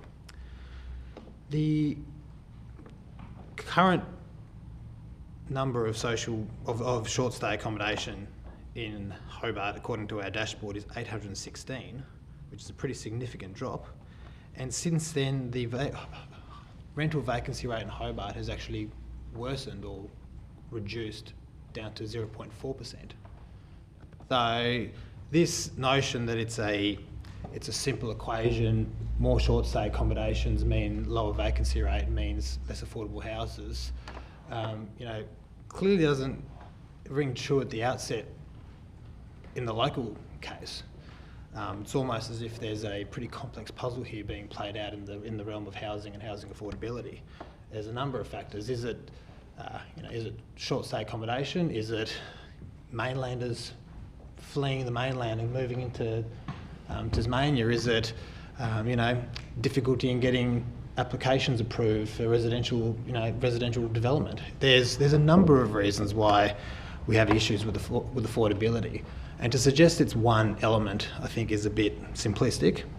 And I'll make the point, there's, taking one house, one unit, one apartment off the housing market by making it a Airbnb or stayers or any other sort of short stay accommodation is a line that comes up quite often. It's a line that we discuss quite often. When we talk about developments that get put up for residential developments, there's very often the line that this development, this apartment, this building won't be affordable. It'll be a $600,000 or $700,000 house, and the rents won't be anywhere near what would be classed as affordable. So it's not relevant for the discussion of affordable housing. Is the same logic true when we're talking about deciding whether or not a short stay application should be granted, whether or not the house or the apartment in question would be relevant to the question of affordable housing? There's just a few inconsistencies in some of the arguments. And look, in regards to the motion itself, I would have been comfortable in supporting what the officers have recommended to council. I'll note a couple of lines in the officers' report. 5.5 says, in pursuit of any of these pathways, further research would need to be undertaken. For example, to review the impact of emerging new regulations and approaches in other jurisdictions. It does list a number of those. I'm not going to list the whole thing out. And then it does finish down the bottom saying it is important to note that pursuing this or a comparable research agenda would require adequate resourcing to be done well. It lists a number of potential legal risks that might come with this, and which comes down to the reason and the justification why the officers put the word consider into all these lines on the recommendation. This might be something the council wishes to go down And perhaps it's right that we do go down this road and give further consideration to this. Perhaps, you know, I don't disagree that there needs to be a level of regulation for short stay accommodation, because I think it's a sector that's here to stay. But it needs to be equitable, fair and sustainable regulation. I'm not convinced that a blanket ban on new permits would achieve that. And at the end of the day, the officers put the word consider in there because more consideration is required. We can't go off half-cocked, push forward a set of regulations, or I wouldn't even call it a set of regulations, I'd call it a blanket ban on new permits, without knowing what the... It's nearly time. Lord Mayor, I'll move for it. Moved by Alderman Baracus, second by Alderman Zuko. All those in favour say aye. Briscoe. Oh, sorry. Oh, you moved, yes. All those in favour say aye. Aye. Against say no. Carried unanimously. Thank you, Lord Mayor. I'm not convinced that a blanket ban, because I'd call it more a blanket ban on new permits than a set of regulations, is you know, a sufficiently sophisticated model to go down here. But there's plenty of risks. There's the risks that we have a litigious company that comes after council for putting forward this regulation. There's the risks that we end up with a two-tier economy where there's houses that have permits attached to them that are now worth a mozza, and permits and houses that are now devalued, or the value is affected because they can never ever get a permit. And we haven't considered the consequences of that. We haven't considered the implications of that. I'm not saying we should never go down this road. I would support a motion that said that we consider this because more consideration is required. We need to do our homework on this first and understand the consequences of it, as the report says. That's time. And not go ass backwards, because I think that's what we're doing if we go through this way, Lord Mayor. Councillor Dutta. Lord Mayor, I have two questions. Question number one, the first one is, council pursue inserting, could you, through you, the director, could clarify with regards to pursuing this, what's the process and will the community be involved in that process? Question one. Thank you. Noy. Lord Mayor, it involves a planning scheme amendment that would require council to endorse the specifics of the amendment. It would require notification of that amendment for the public to comment on the merits or otherwise of that amendment. It would then require council to consider that feedback, and then ultimately a matter for the Tasmanian Planning Commission to make a determination as to the merits or otherwise of that amendment, and whether it to endorse its adoption. Thank you very much for that clarity. And question number two, the officer or officers who prepared this particular report will present it to us at the planning committee on the 16th, I think it was.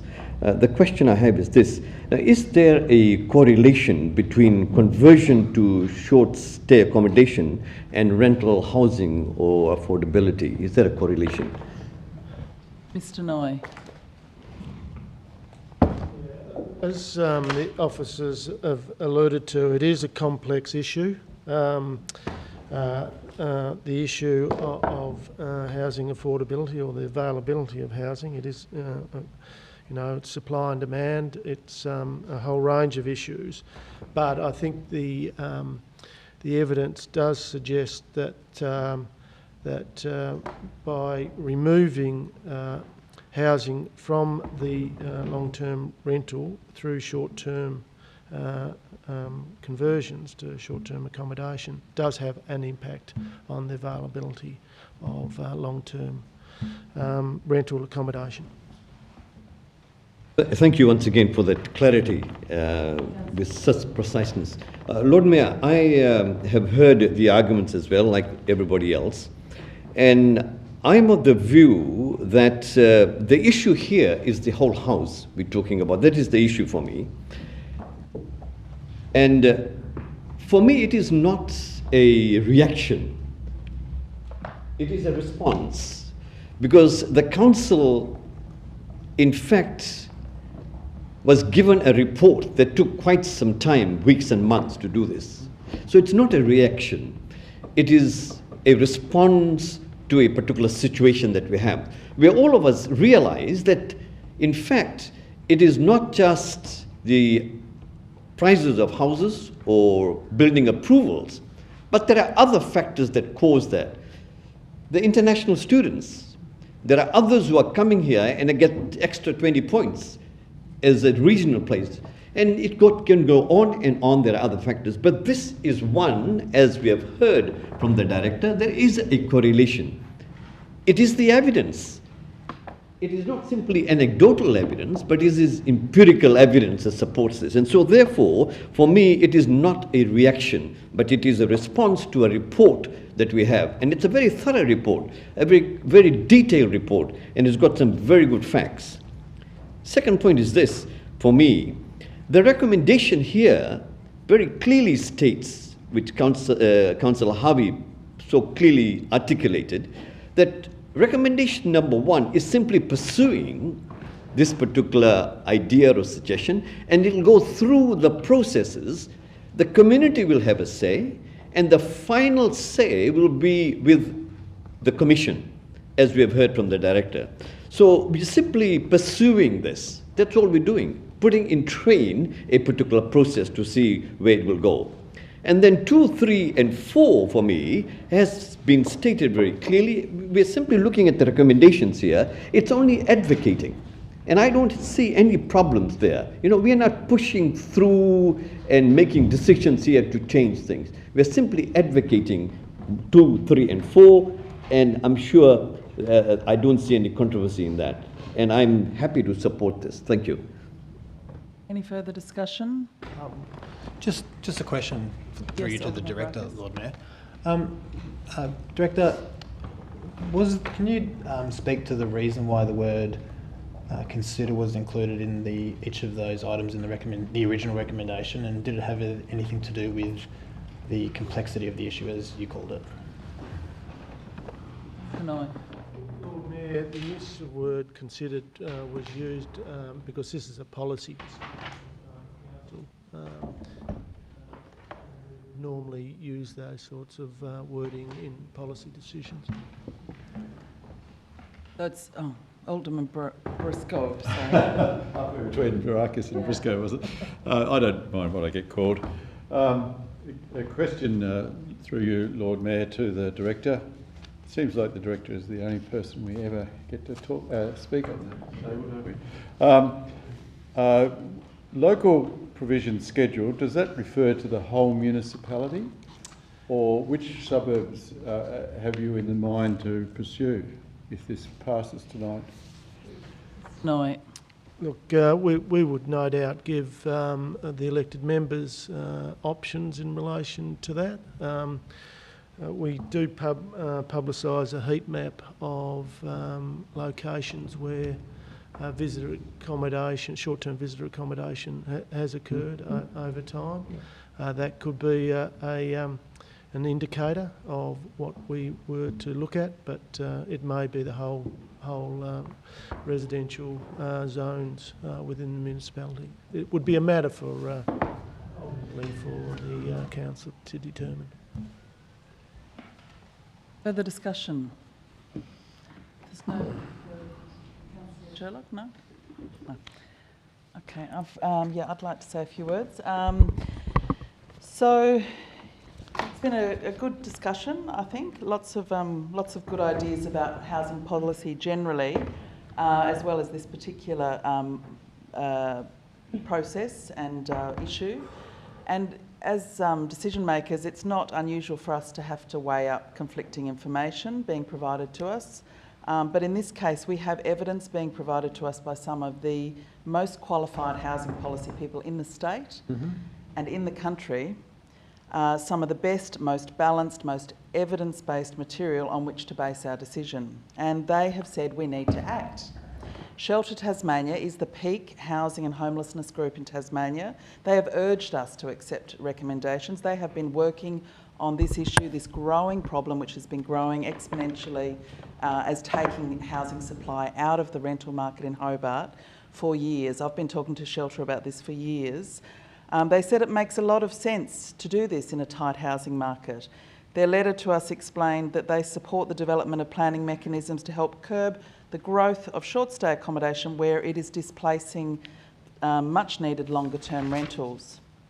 We also had advice on this from Emetrius, sorry, I don't know how to say that word very well, Professor Phibbs. Now he is an expert in property economics and affordable housing with over 25 years of experience and 65 peer-reviewed and published papers for the Australian Housing and Urban Research Institute. His advice to us was very clear. He urges us to act on this issue because his research during the pandemic found that the decline in short stay accommodation properties being put onto the rental market led to a 9% decrease in rents. He also said that in every city of the world, the growth of short stay visitor accommodation has led to an increase in rents. And he also found that as we, Hobart, City of Hobart, not Greater Hobart, have one of the highest densities of short stay properties in the country and perhaps even in the world. So we have a choice to act on this expert public interest policy advice and the advice of our staff who put a lot of months into researching this report. No one is suggesting this is the only action to take on the housing crisis, and indeed I agree with Alderman Zuko's ideas, and also he's raised another one you raised a few years ago, Alderman Zuko, was the issue of vacant properties, that we have a lot of vacant properties in Hobart, and also agree with Alderman Thomas on inclusionary zoning, and something that I did push for around Macquarie Point, but unfortunately the Planning Commission didn't accept that advice at that stage. But we have this really expert advice that we can follow, or we can follow the advice of the PR people from a couple of large multinational companies whose main goal is to maximise use of their platform. But it is important to note three things about what will happen if we pass this tonight. As the Planning Director and others have said, this will be the start of a process, not the end of it, and it won't be a quick process. But we do need to look at the most practical model, and we have to go through the Planning Commission. So this is not reacting. This has been a long time. Concern has been raised for a long time, and this process will take some time. Number two, this decision will have absolutely no impact on the 440 property investors who have existing and ongoing planning permits for their self-contained whole home visitor accommodation businesses already operating in Hobart. It will also have not a single scrap of impact on any homeowner in Hobart who is renting out a spare room or a granny flat, or indeed their house for a few weeks or months while they're on holiday. This proposal will not intervene in all of that positive home sharing practice. But what our decision will hopefully do is impact on people who are wanting to rent a home in Hobart, who have seen over the last few years hundreds of properties in inner suburbs removed from the long-term rental market. Our housing policy experts have said it's happened. We've all seen it happening, and the data does show that there is the largest cohort of visitor accommodation in this state is in our municipality.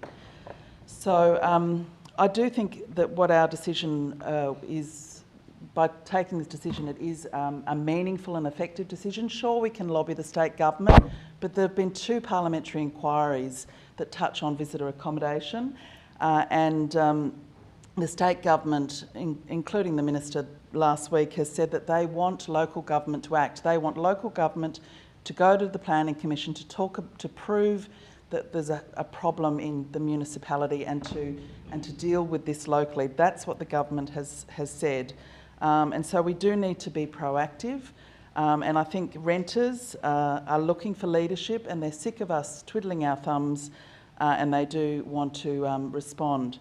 You know, we can always find reasons to delay. We can say that there's cost or legal implications, or let's just leave it for a bit longer. But I think we've recognised for a long time this is one of our housing challenges, and this is a sensible and will be a very thoughtful process to go through, but hopefully it will also be meaningful for this particular part of the problem. Well, I just need a point of clarification to comments made by Alderman Thomas, if I may. Yes, Alderman Thomas made the comment that I fought for common ground and rates relief.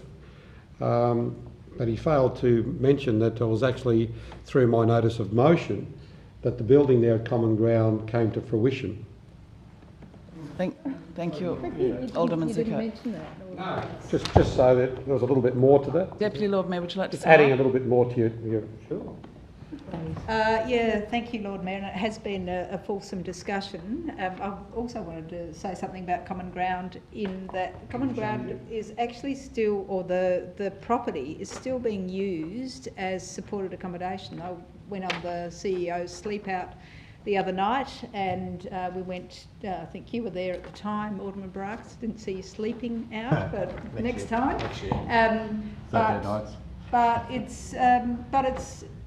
It is still being used as supported accommodation. And to Alderman Zuko's point, in relation to Mid-City, which is a great opportunity for social housing, maybe supported housing model, why it should be the council that considers that, I'm not sure. Perhaps the university in their EOI process might even think about that. Lord Mayor, to Councillor Coates' point about the urgency and that fear factor that comes up quite often when he's debating, the market is changing now, and those market pressures are occurring now. Out of the 17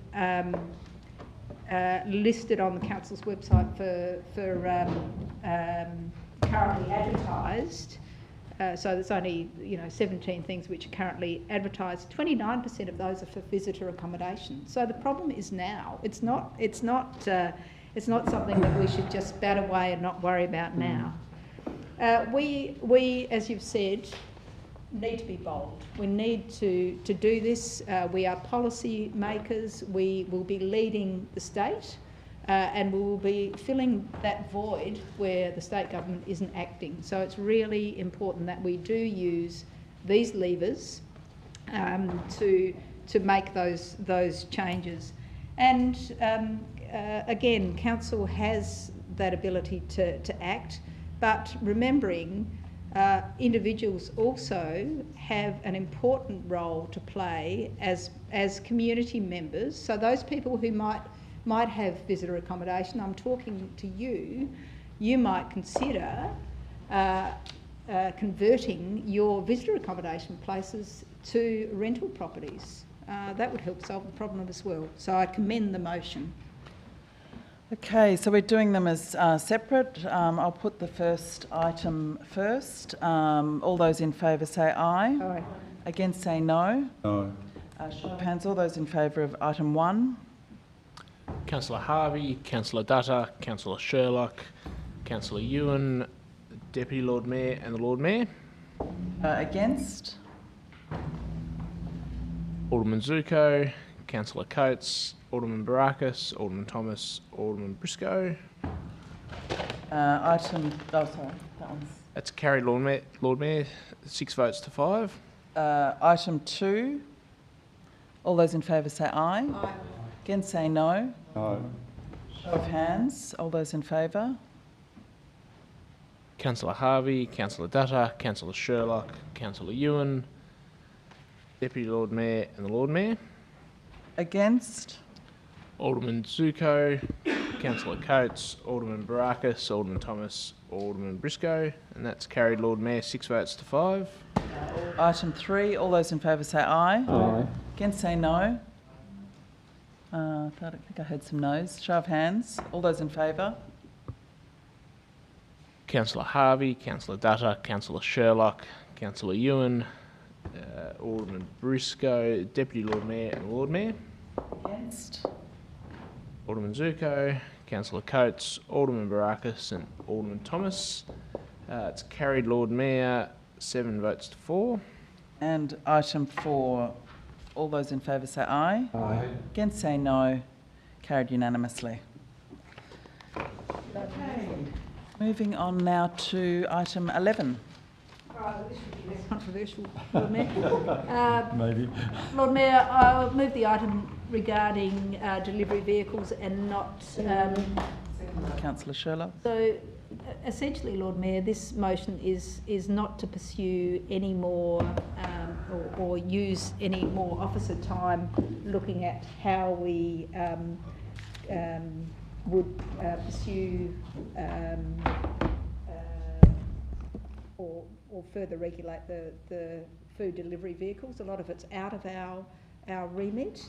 There was extensive work done on this, and we should be, as the motion says, concentrating and focusing our regulatory effort on higher risk food activities, including food production, processing and sales. So moved. Alderman Zuko. Yeah, look, I think the Deputy spoke a little bit too soon because this is controversial as far as I'm concerned. This comes from a complaint from members of the community, Lord Mayor, and I have to challenge 4.3 and 4.4 in the sense that the Department of Health says that these are not food delivery services, and also it says in 4.4 the sale of food has already occurred prior to the collection. Not the case. All Uber Eats and food delivery service operators actually don't pay the business until a week later, so that there's no transaction at all whatsoever with the food operator. Now, I have had that confirmed by a person that operates. Just a little while ago, I asked the question, and it says, it's a weekly payment. Weekly takings report is sent to us at every Sunday, and we will see repayment the following Tuesday or Wednesday. So there is actually no transaction from the provider of the food service. So to actually say that the transaction's already occurred is incorrect. Also, I have seen it and witnessed it. These people are delivering food. Now, if someone wants to tell me that what's in that vehicle is not food, it's either plastic or something else, I'll jump off the bridge. And that way there, this council can be saved and saved to despair. What was the question again? If someone can try and prove to me that an Uber Eats driver or any other food delivery service driver is not delivering food, I will jump off the bridge. How much time have we got to prove this? No. You see, the whole thing about it is they are delivering food. It's a processed food, it's still food. And you still get processed foods from small goods delivery drivers. That's a processed food. What is extraordinary, and I'm going to bring it up in a little bit later as well, is we can regulate, this council can regulate food vans that process, transport and sell food, but yet a person that goes into a store of food that hasn't been paid for to the provider, it's only been paid for to another third-party organisation, the provider of that food has not been paid for. So the transaction has not actually occurred as yet. It's actually, the food is on loan until such time Uber Eats or any other one pays. If we are allowing that to happen, and I've seen a number of those vehicles, and I've actually sent the previous General Manager and Mr Noy photos of the disgusting state that some of those vehicles are in, and I've provided the photos, even provided a photo of one driver with the bags in the back, feet up on the dashboard with no shoes or socks on. If we are going, and I've got that photo, if we are going to allow these food delivery operators to continue to deliver food, one day, there's going to be someone who's going to get very, very sick. I'm sorry, I've been in the food game 50 years, Lord Mayor, and these are food delivery vehicles. Now, the state government or anyone can try and tell me otherwise. And if anyone can prove to me that they are not delivering food, they're delivering plastic or something else, I'll jump off the bridge and save a lot of people's headaches. Prove it to me that they're not delivering food, and I bet you cannot. So I'm sorry, I cannot support this. I will not support this. We as a council have an obligation to ensure that any food that's being delivered, whether it's perceived to be paid for or not, is delivered in a proper manner. So I am not going to support this, and we need to revisit this and send it back to the drawing board. Question, Lord Mayor, through you to the Director. What is our regulatory position? Is Alderman Zurko right that this is... Forget whether we might concentrate on another area. Is this within our regulatory ambit? No. Mr. Knight. You, Lord Mayor, the advice from the state government is that it is definitely not. Point of clarification, Lord Mayor, point of clarification. And the reason why is they don't consider that there's food being delivered, and nor do they consider that a transaction has occurred. And I've proved to you that a transaction has occurred. A transaction has not occurred. So The discussion. if I can ask another question. I have sympathy with what Alderman Zurko is saying, but when you say to me it's not within our regulatory oversight, how do we regulate it? Get the government to do so. I think there was Give quite us a the bit power. of discussion in the planning report, Alderman Yeah, Thomas. I've read it. Okay, any further discussion? I'll put that. All those in favour say aye. Aye. Against say no. No. Show of hands. All those in favour. Councillor Harvey, Councillor Dutta, Councillor Sherlock, Councillor Coates, Councillor Ewan, Alderman Thomas, Alderman Briscoe, Deputy Lord Mayor and the Lord Mayor. Against? Alderman Zurko and Alderman Barakis. It's carried, Lord Mayor, 9 votes to 2. Item 12 is monthly planning and building statistics, I think. Yes, move that it be received and noted, Lord Mayor. Second, Lord Mayor. Seconded by Councillor Sherlock. All those in favour say aye. Against say no. Carried unanimously. Oh, sorry, item 13 is monthly building statistics. And I'll move that this be received and noted as well. Seconded by Councillor Sherlock. All those in favour say aye. Against say no. Carried unanimously. Okay, moving on to item 14, which is a motion from Alderman Zurko. Yes, Lord Mayor. At 2:54 this afternoon, I sent, Mr Jackson sent a minor change to the first part of the motion to all elected members and General Manager and staff. So that first sentence in the motion has been amended to read this. The Hobart City Council temporarily suspend the use of parking meters in North Hobart until such time as the CEO completes a comprehensive analysis into parking issues in North Hobart. And then to further go on, that the CEO be provided delegated authority to consult with traders as per parking requirements as for business in the strip of North Hobart and implement their needs as a matter of urgency. This is after the CEO has completed the report. Okay. That once the new parking arrangements are implemented, the Hobart City Council embark on a marketing campaign, and the Hobart City Council urgently write to the Minister to lobby for transport to consult with Hobart City traders in intent to legislation to allow local government to register Uber Eats and similar food delivery services. And I want to speak to that one there first, because the state government could easily amend the Local Government Act to provide local councils the opportunity to regulate these type of food delivery services, which is in line with what I tried to say in the previous item. Then it doesn't fall on the onus of the state government. It falls on the onus of the councils to regulate these form of food delivery services. So that is what I was trying to say in the previous motion. So it goes down the track of assisting that scenario. Now, I have no doubt that a number of elected members think this is a Zurko-inspired push. I assure you it's not.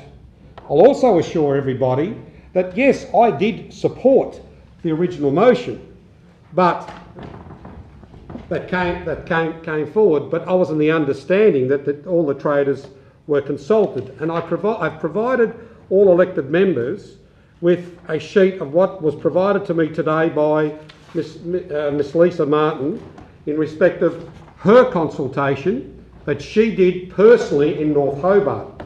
But I want to just say this before I go on. We have what is called the Customer Service Charter that this council has, and it's putting the customer first.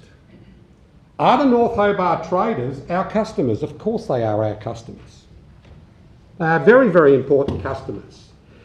And of course it goes on to talk about our charter about local government organisation. The City of Hobart is a complex business. Of course we're a complex business. But it doesn't, but it emphasises here that we have an obligation to our customers. At the moment, we have an obligation to our customers in North Hobart. The North Hobart Traders Association and the businesses in North Hobart, in which in this sheet here, there's somewhere in the vicinity of 56 businesses. These 56 businesses are all small, family-run businesses. I personally have also spoken to quite a number of traders myself in the past few weeks. Some in near tears on how can I pay my rent next week? I can't even afford to feed my family because of what's happened in the last few months that this council put these meters in. Again, I'll repeat, I voted for them. Absolutely. So no one try and say to me that I didn't vote for them. I actually voted for them, but under the miscomprehension that the consultation process took place. And I'll read the 3 questions that were asked by Miss Martin to the traders, and she walked the street herself and did this on her own back. 1. Did anyone from council consult to you in regards to parking meters being installed in North Hobart? I remind you, this is not Marty Zuko, this is from Lisa Martin. Out of the 56 traders that she walked up and down the street, some were closed and whatever have you, but she got 36 responses. Out of those 36 responses on question 1, she got 36 no's. 36 businesses in North Hobart have stated no. I would like an extension of 2 minutes, Lord Mayor, please. Second. Seconded by Alderman Briscoe. All those in favour say aye. Aye. Against say no. Carried Question. unanimously. The second question that Ms Martin asked the traders, is your trade down since they installed the meters on the 17th of May? There are a couple that didn't respond to that, Lord Mayor. There's one that said no, which was Falls Real Estate, which that answers because the market is buoyant at the moment. But out of that, there's near 30 that said yes, their trade has dropped. I got a text message from one trader last week in which they had one sale in the whole day. I actually passed that on to the General Manager. Do you want them removed, meaning the parking meters? Again, we go down to all of those people that Miss Martin spoke to, 36 said yes. I've had 2 businesses speak to me and say that they're losing somewhere between $4,000 and $5,000 a week. I'll just explain something to people that have got to understand how this whole scenario works. You're driving into North Hobart from the northern suburbs of the thing. You park in front of the newsagent to go in and quickly get a newspaper. It takes no more than 3 minutes. It takes you 4 to 5 minutes to read the sign and try and understand it. Then another 4 and 5 minutes to go and put the money in the meter. 30 seconds. And the coffee shop as well. I urge, for the benefit of our traders in North Hobart, to support this, because there's no parking meters in in South Hobart, West Hobart, and any other place. We are destroying the fabric of North Hobart. Sorry, I think there was movement over here, but then I think it was speak first, I think. Thank you. Just a few questions, Lord Mayor, through you. Was there consultation with the head of the North Hobart Trading Association with regards to installation of this parking meter And was there any agreement? And was there any consultation with other organizations and the community? Mr. Carr? Through you, Lord Mayor, the answer to both those questions is yes. Thank you. The other question I have, Lord Mayor, is to do with the spaces. Is it possible, because there is a problem, it appears, and I also went around and had a discussion with a number of people out there, and a number of people are my friends, and they belong to the same group, as it were. Now, the question here is this: is it possible to have 1 or 2 spaces, 15-minute or half an hour, allocated at the chemist or news agency or post office? And if you do that, what are the ramifications? Mr. Carr? Through you, Lord Mayor, the short answer is yes, it is possible. The slightly longer answer is we did have 15-minute spaces for more than a year following the COVID changes we put in place. Received extensive complaints from the traders in North Hobart that wasn't the sort of parking that supported their businesses. We had instances of shop owners adjacent to each other who one would want 30 minutes, one would want 15 minutes, one would want an hour. And we need to look at this from a precinct level, and we can't look at it from an individual business level, but there are certainly plenty of traders who have welcomed the 30-minute parking time controls on Elizabeth Street. And the last question before I give the opportunity to others, Lord Mayor, it's been said that there are no parking meters in South Hobart, and I agree, I live in that area. There's nothing at Sandy Bay or other suburbs. Now, can I be informed, or the Chamber be informed as to why, and is this unjust? That's probably quite a large question. Who'd like to... Why, I guess the first part is of the question, is why have there been no meters installed in Sandy Bay? And I would say that's a matter for council. Historically hasn't been, that hasn't made its way to council, but it's certainly a question that would reside with the council. Further discussion? Councillor Coates? Look, I don't intend to take long on this, but I guess, we live in a very fluid environment. The business conditions change, and, ultimately we, as a council, as an organisation, want to be as fluid as possible. And look, I'm reading back the report from Finance and Governance Committee, the original one, where talked about these changes to the parking arrangements in North Hobart, and even this one, list under 5.2, talking about the benefits for the community. And I think the intent was all good, but perhaps what we've seen is some unintended consequences. Reminds me a little bit when I was a kid, and McDonald's ice cream cones went from 30 cents to, I think it was 50 cents at the time, and to this day I still would think twice about buying an ice cream cone because I consider that to be a huge rip-off. But look, it says here the average customer is only going to pay 85 cents when using the Easy Park app. I think the intention clearly was, with the data, to put these in to ease the congestion with the Uber Eats drivers, and that should be a win-win. You got high turnover in those spaces. The people who are coming along won't mind paying 85 cents because in the context of picking up your meal or spending half an hour, that is seen as affordable. I think it's one of those weird psychology tricks where, yes, 85 cents isn't a huge amount of money, but for some people it's clearly 85 cents too much. It's the ice cream cone going from 30 cents to 50 cents, and they're just not using it, and that is having a detrimental impact. Look, we will no doubt have to revisit the North Hobart Strip.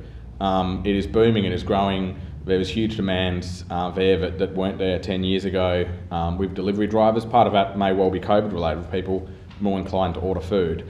But clearly the changes we've made probably do have some benefit, but what we've seen is some inadvertent consequences. And I think in this case we should perhaps be agile and nimble. And I think whenever you're trying to predict what the future behaviour will be, all you can do ultimately is your best guess based on the data, based on the report, based on the analysis. And look, if you'd said to me back then, and I voted for it, it's only going to be 85 cents, I would think, look, 85 cents, if you've got an Uber Eats driver who's going to be parking there 10 times a day, they might not want to lose $10 a day, or $8.50. But the average person will continue to use it, and that would be a win-win. But I think, unfortunately, what's happened is we're finding out that people who might have gone to the news agency, people who might have gone to the chemist, might have gone to the North Hobart Traders in that strip, instead of just saying, oh, I can go to South Hobart for free. I won't go to North Hobart. And unfortunately, it is having a more of a detrimental impact than I think we foresaw when we were voting on it, but also than I think that council officers foresaw. So, look, I would commend this motion. I think it is common sense. If we don't get the outcome we expect, you know, there's no shame in saying, look, you know, let's try again, let's go back.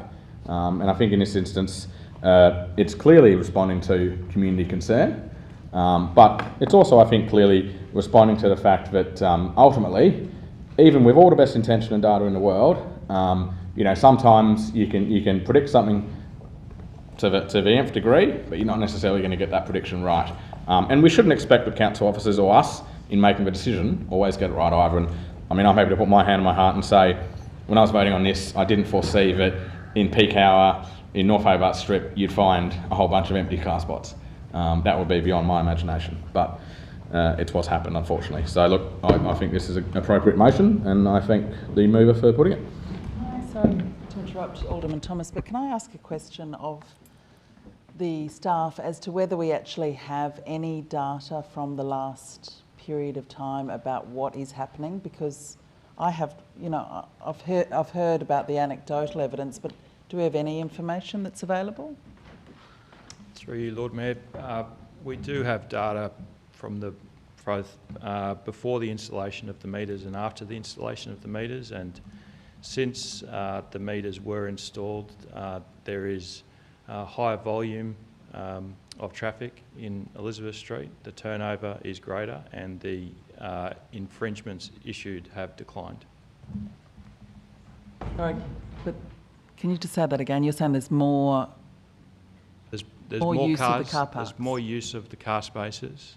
The turnover of the car spaces is more, and the number of infringements issued by officers is less.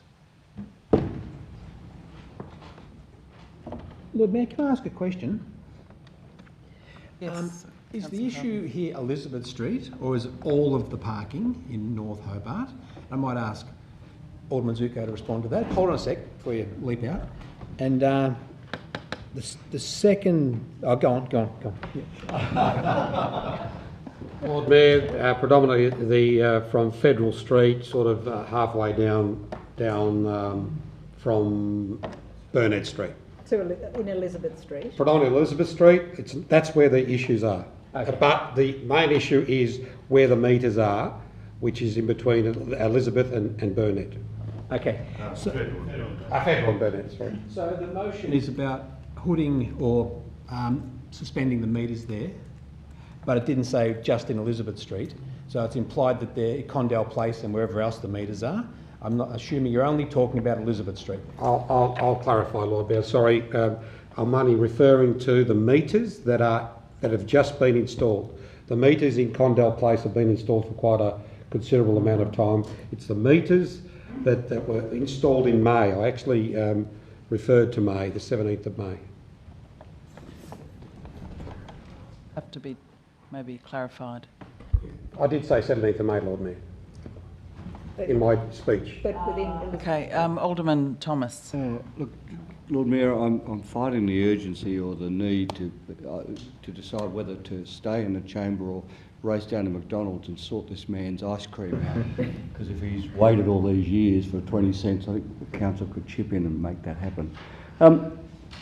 Look, I think what we've got now, and I do commend, I know you won't accept that necessarily, I do commend the move of the motion for having brought the motion forward, but I also think where we're getting to reflects the fact that we have an excellent director in this area that has probably out of desperation at one point put these meters up as being a solution, because we've spent years with this intractable issue, and there's been a lot of effort, a lot of reports. We've got a brand new we've got a new chief executive who's taken it on personally to really get to understand the problem that relates to parking in North Hobart. I think that the fact that the parties seem to be, the note we got from the traders, seem to accept quite clearly that if the meters were to be hooded for a period and a proper consultation occur, and definitely included the traders, then that would be an outcome that would certainly serve the community. I don't know whether or not it can be encompassed within the motion, but somewhere along the line, and subject to the advice of the Chief Executive, I think it would be excellent if we could include, or continue to include if it's already happening, a representation of the various elements. I know at one stage the Deputy and myself, and I think Alderman Zuko, were on a committee as well in this area, just one of the previous committees.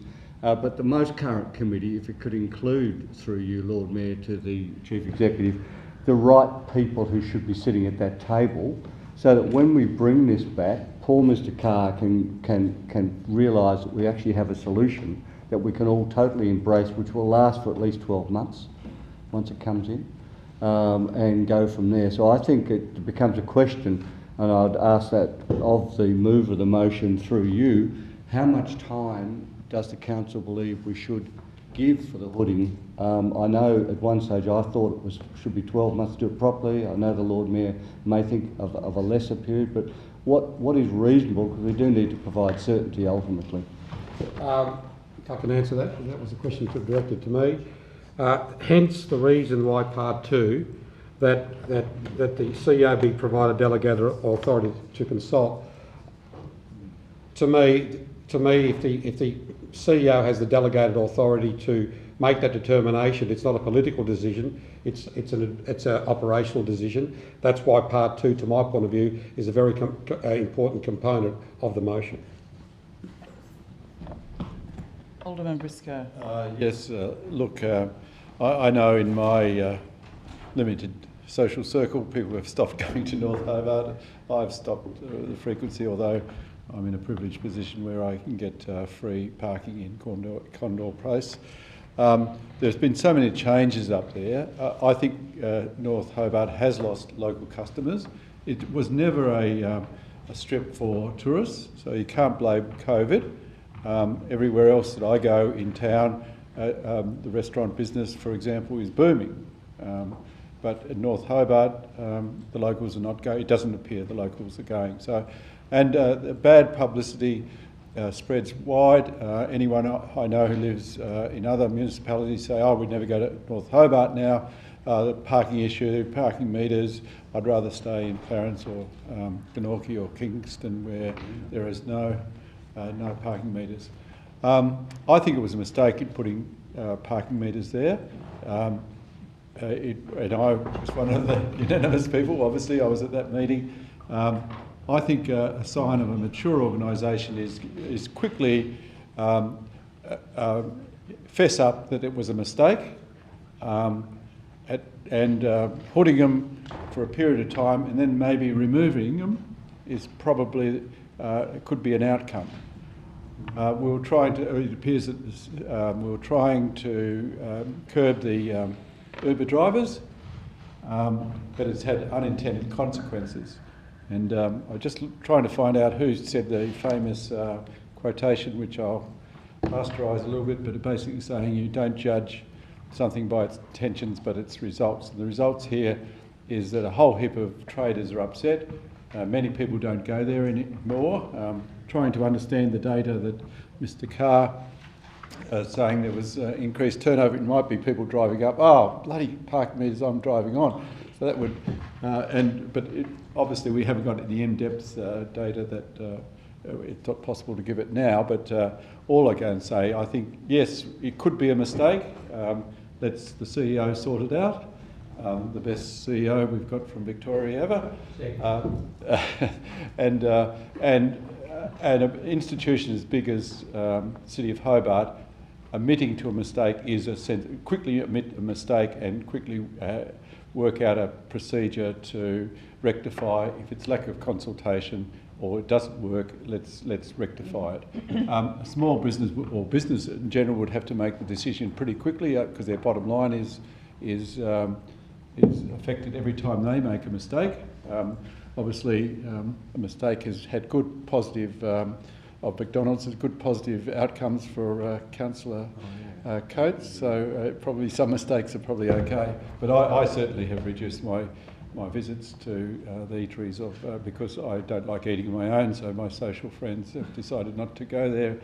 Therefore, I don't go. So let's see the CEO come back to us with some alternatives. Councillor Harvey. Lord Mayor, look, the Chief Executive Officer reports the council at its meeting 9th of August received the petition and the leadership team have commenced an urgent review of the issues raised in the petition together with the preparation of an action plan for council consideration. I think the question for me is, well, firstly, there's an action plan heading our way at some point, and how long will that take? Through you, Lord Mayor? Through you, Lord Mayor. Initially, we were talking about from here another 3 weeks to have a prepared report that includes issues of parking in response to the petition received at the last meeting, but also in regards to broader economic development support for those businesses in that precinct as well. Mm-hmm. So I think that's the strength we have here. That's where we're heading. We're looking at the whole issue. Is the parking solely the issue here? Is it only about parking? Has that caused the problems, or are there other issues that have caused the downturn in North Hobart? And I don't think it could just be the installation of a few parking metres in the main drag. I think there's probably a combination of things going on. And I don't necessarily think hooding the meters is the right response at this particular point until we've done the work that demonstrates what the problem really is and whether or not it's parking meters or it's a multitude of issues that are ongoing in the area. And I don't know what they are because the research or the inquiry needs to be rolled out. So I'm really sympathetic with just hooding the meters for now, but is that going to solve the long term? We need to get, I think, the report from the executive leadership team, then make a judgment based on that, rather than go out and hood the meters now. I'm happy for the meters to be hooded or whatever after we've got an explanation of whether that's the key factor in the area. And I know the locals are, according to this, everyone said, do you like the meters, or do you want to retain the meters? And everyone said, well, get rid of the meters, and they've all said yes. I'd probably say that as well. Good. So, but that's not my role. My role here is to think about what's the best outcome we can achieve for North Hobart, looking ahead. And I think the best outcome will come from a really well-considered report, and we'll get that in 3 weeks, and that's when we should decide whether or not hooding the meters is one of the options. So at this particular point, I won't support hooding the meters until we have that plan or that strategy, or what's it called, that review, the urgent review. Councillor Dutta. Thank you, Lord Mayor. With that point made by Councillor Harvey, I want to foreshadow a motion that the council wait for the officer's report before we make any decisions on this matter. Do you want to say what time frame you're expecting the report? Within 3 weeks, would that be through you, Lord Mayor, to the 3 weeks? Thank you. That was the intended time frame, Lord Mayor. Thank you. Just a question, Lord Mayor. Would that motion, I'm just thinking, would that motion be unnecessary? Because if Alderman Zuko's motion failed, I would assume that's what would happen anyway. Exactly right. There's a report coming, so if we're not acting today, we'd be waiting for a report. But the motion clarifies it. It's very specific. It's not. Councillor Sherlock. Yes, thank you very much, Lord Mayor. I'll be really quick because I wanted to actually point out what Councillor Harvey has pointed out in the CEO notes. And just another important bit for me in that part is that without a comprehensive analysis, which is currently underway as part of the response to addressing the issues raised in the petition, and by removing a single component, unintended detrimental outcomes could result, including the return of parking congestion, inadequate parking availability, and issues around social food delivery vehicles. And so, as the last line says, making a penultimate decision, I think, like this is really inappropriate at this stage. And I think that the Director has also outlined, because it was pointed out by Alderman Zuko, that whilst he had voted unanimously for that particular decision before, he did it under the impression that we'd actually consulted the community and the traders. But this particular evidence we have that suggests that, in fact, we did not. But as the Director has pointed out already, we did. We consulted. We consulted the traders with regards to installation of parking meters. We consulted the residents. Consultation did occur. And so for me, as Councillor Coates actually pointed out, the original intention was great, and we always do have inadvertent consequences, and I think that perhaps we should really wait for this report to see if there are actually any inadvertent consequences. Thank you. Alderman Barakis. Thank you, Lord Mayor. It's interesting hearing some of the points made in this debate that could equally have been made on one of the items just earlier. You know, do we want to wait for a further report and wait for a comprehensive analysis so we understand the consequences of what we're doing, or do we want to be bold and act now? So can I just do a point of clarification? I think that particular issue before, thank you, Lord Mayor, was actually, we weren't actually asking for a report based on a petition, whereas a petition has already come in and we're actually going to workshop, we're going to do a petition, it was all on the back of this petition. So that's, again, comparing apples and oranges. I'm not sure it is, Councillor Sherlock, but again, through you, Lord Mayor. Lord Mayor, it's an interesting one because I agree with nearly everything that's been said by everybody tonight. This isn't, though, an issue I think that's been raised by one business owner. It's not an issue that's been pushed by one elected member. This is, and I don't know if others in the room have received the same barrage of emails and phone calls and messages that I've received from business owners in the area that are concerned. But there's a large number of them, and I think there's definitely an issue here. And look, I don't think that, and I would hope, I think the intentions of everybody in doing what's been done in North Hobart have largely been coming from the right place. I acknowledge that there was consultation done. I think it might be diplomatic to call some of the reports, third-party reports especially, and some of the consultation might be diplomatic to call lacking. I think some of the business owners in the North Hobart area would use much less diplomatic language. And I think when you have a council that says we've done consultation, all us around the room are saying consultation was done, but the business owners in that entire precinct feel that there wasn't consultation done, I think that's a problem. But look, this is ultimately a pretty complex issue. It's a hairy one in North Hobart because there's a lot of factors at play. There's the general supply or lack of supply of parking in the area. There's the food delivery, social food delivery issue. There's a number of things at play here, and the parking meters were put in as an attempt to try and address some of those. And as has been said, I think by Councillor Sherlock, there's been unintended consequences of doing that.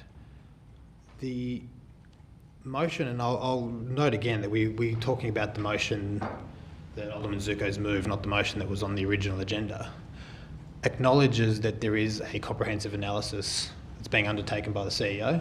I thank the CEO for getting proactive and undertaking that. This is one that I think as we've said, is going to come back in a couple of weeks. Is that correct? In a few weeks, 3 weeks. This space and this issue being as complex as it is, if we're to come back every single time there's changes, every single time we try something, that might be well intentioned and might be something that sounds good on paper, that has consequences that we need to look at and change, it will be, as it has been, years until there's progress on this issue.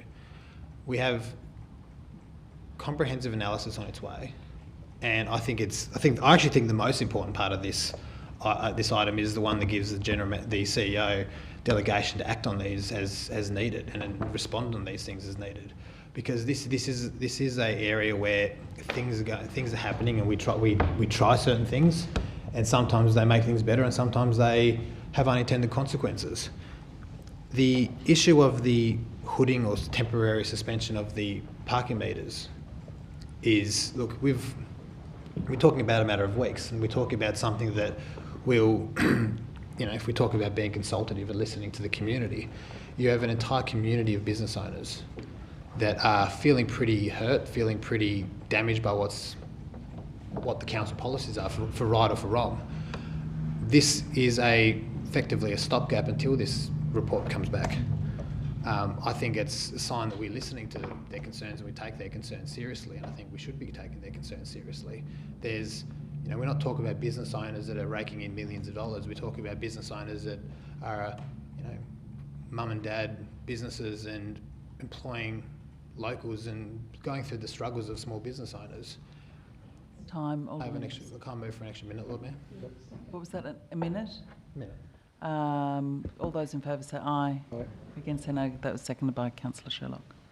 Thank you, Lord Mayor. We talk about business owners that are going through some concerns, especially now.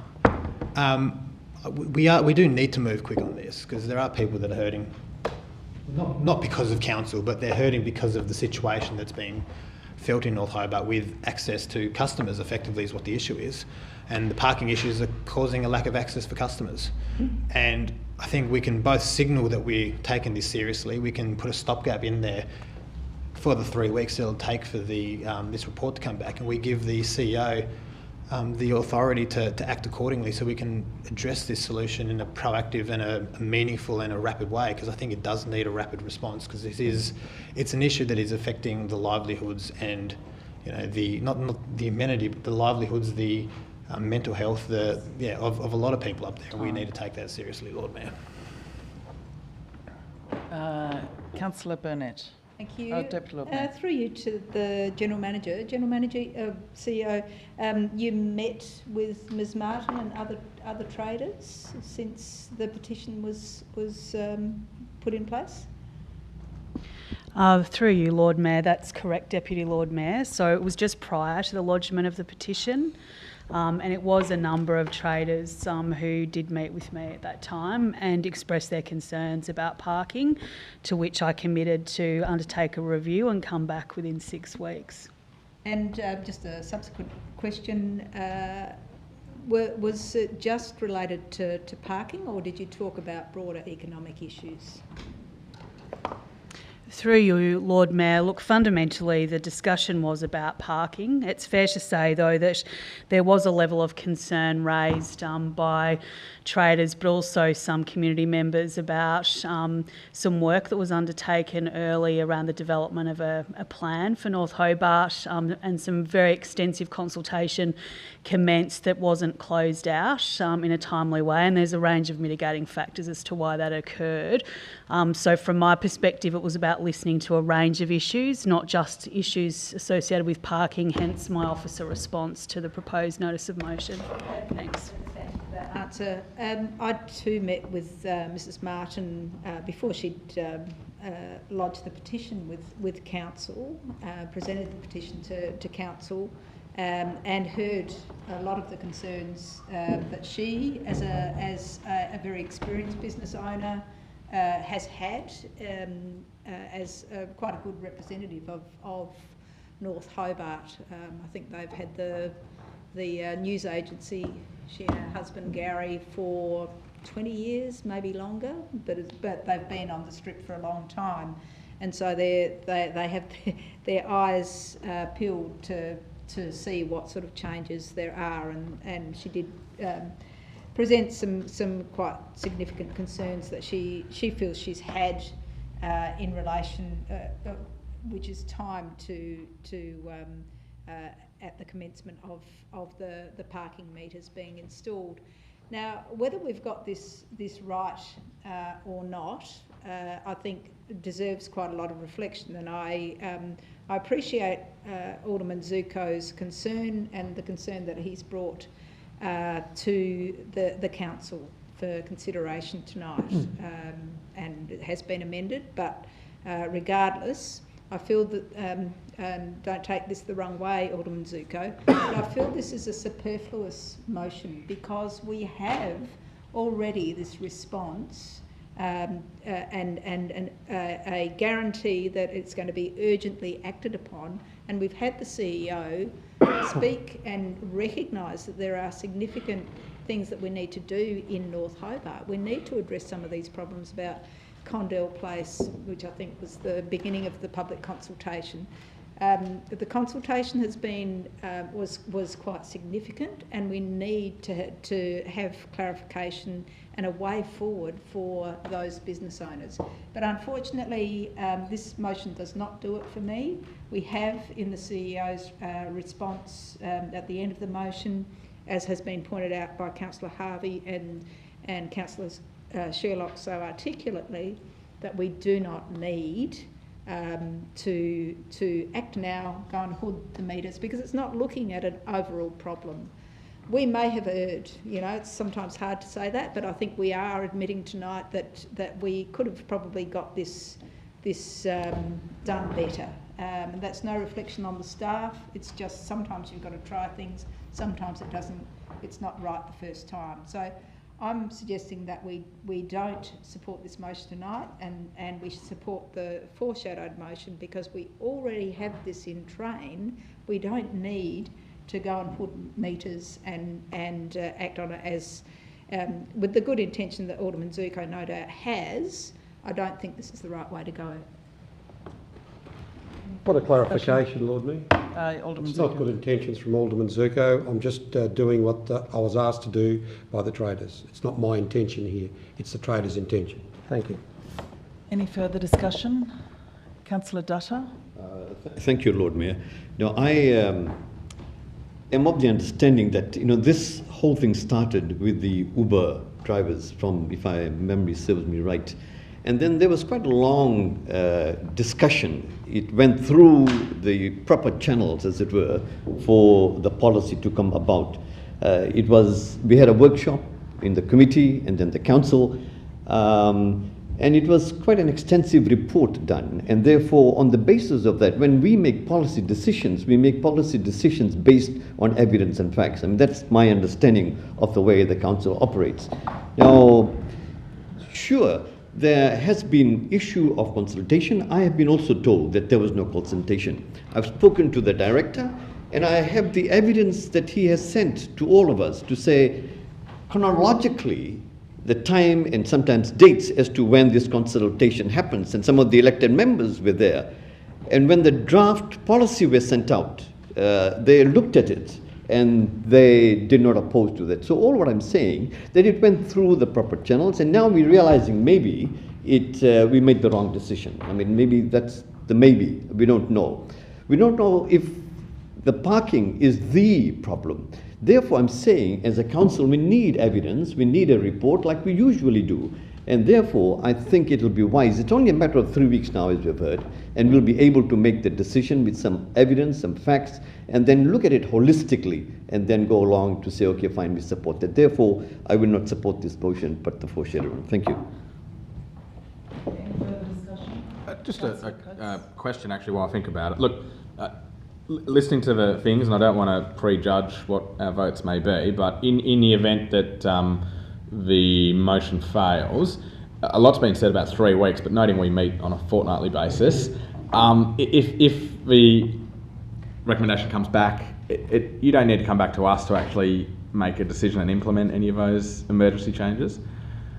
That's the whole.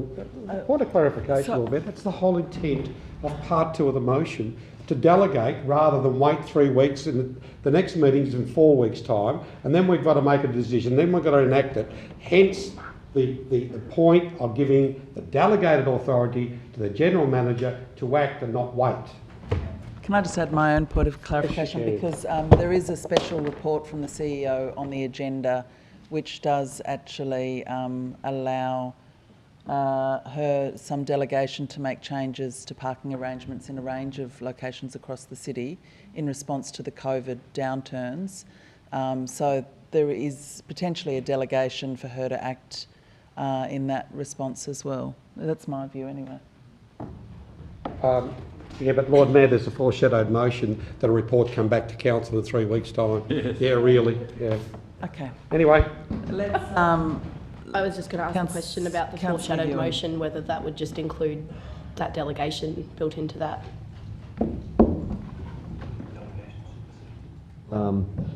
I haven't included the delegation, but I am quite happy to, for people to, if they want to add that in, if there's going to make any difference. Can't have one motion the same as the other one. We could just vote on this one. All right. Well, it's not the same. It's not nearly the same. The important one is the delegation. Alderman Zuko, would you like to sum up? Before I sum up, Lord Mayor, I have a couple of questions through the CEO to Mr. Carr. Can you please provide the list of traders that were consulted, the complete list? Through you, Lord Mayor. The North Hobart traders represent themselves to us as an association, and like every other association or community committee, that is the way that we consult with them and deal with them. There are a number of individual businesses that we spoke to, but we do respect the governance structures of the associations and communicate with their heads and allow them to communicate with their members. So, for a supplementary question, so all individual traders were not consulted, was consulted through the Traders Association? Is that what you're saying? Lord Mayor, that's not what I said exactly, but that is our approach to deal usually with the President or the heads of the associations or the chairs of the committees. What I also said was we did deal with some individual businesses who approached us through formal requests or complaints or through the process, but otherwise we respected the associations and dealt appropriately with them. Okay, could you provide a list of questions that the Traders Association were asked in regards to the parking meters?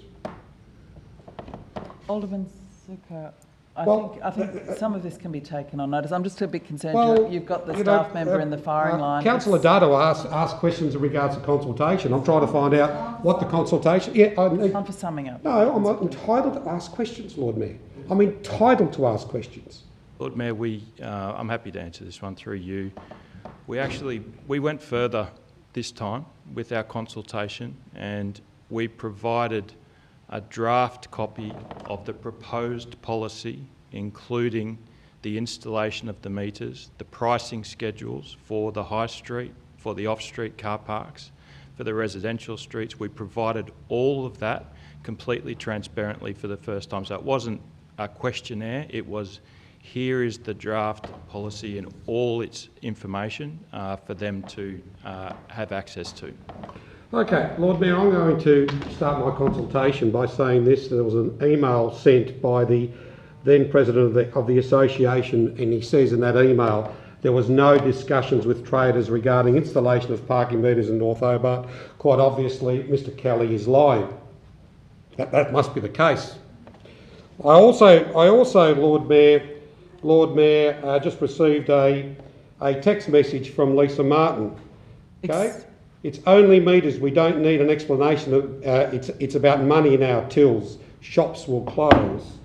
There was talk about evidence. Well, I've been seeking evidence in regards to all the traders being consulted. There's no evidence of all the traders being consulted. There's only a suggestion that the Traders Association was consulted, but the Traders Association said there was no discussions. And I want to say this. I was in the meeting with Mr Heath, with the traders. Mr Kelly said, just put in the sensors. And that is ringing in my head, put the sensors in. That's all we want, not meters. Now, we talk about evidence-based. We're talking about 3 more weeks. I don't believe that Councillor Dutta understands what I'm proposing here. It's not about... Point of order. I find that offensive, as if I don't have the understanding. You know, I do understand. So, you know, that is offensive to me. No, I find that offensive that I don't understand this. I think Alderman Zuko is just trying to rebut his points. That's right. But, Alderman Zuko, maybe if you can just focus on your summing up. Well, I'm summing up on what people, the elected members are saying. They're talking about evidence-based. Now, if we want to talk about evidence-based, let's look at what's written here by the CEO. Unintended detrimental outcomes could result. That's not evidence-based. That's an assumption. You see, the thing about it is, you know, people are making a lot of assumptions here. You want evidence-based, allow the General Manager to do the work that is required, so we don't have to come back here in 3 or 4 weeks and then make another decision. This is about giving the power immediately to the CEO to overcome the issues that these poor people have. 3 weeks, one trader's going to lose $15,000. I tell you what, if I owned a coffee shop in South Hobart and I was going to lose $15,000 in 3 weeks, I'd be concerned. The other thing is too, the newsagent in South Hobart has, I think, a 5-minute zone in front. The newsagent in North Hobart has a parking meter in front. Is that discrimination? There's no newsagent in South Hobart. There is one, a newsagent in South Hobart. Post office. Post office, sorry, the post office. Yeah, the post office. Newsagent closed down a few years ago. Yeah, I think the post office, Lord Mayor. Sorry about that. Thank you for clarifying that. It was the post office I was referring to. I said newsagent because I got the poor newsagent on my mind. I'm sorry, we're not going to create a combination of issues. And even if we do create a combination of detrimental issues to these traders, they're the ones that asked for this. They are the ones that have written to us seeking the immediate removal, not removal, I'm only asking for suspension of the meters. And if Armageddon happens in North Hobart, it's the traders' fault, not our fault. We are doing, and I am putting forward what the traders have begged me to do for weeks. And if we as a council are not going to do what our customers want and want to sit there and say to them, oh, wait a minute, wait 3 more weeks. In 3 weeks, the CEO could be sitting down with the traders' representative and saying, this is what I got, this is what I want to put forward. What's your thoughts about it?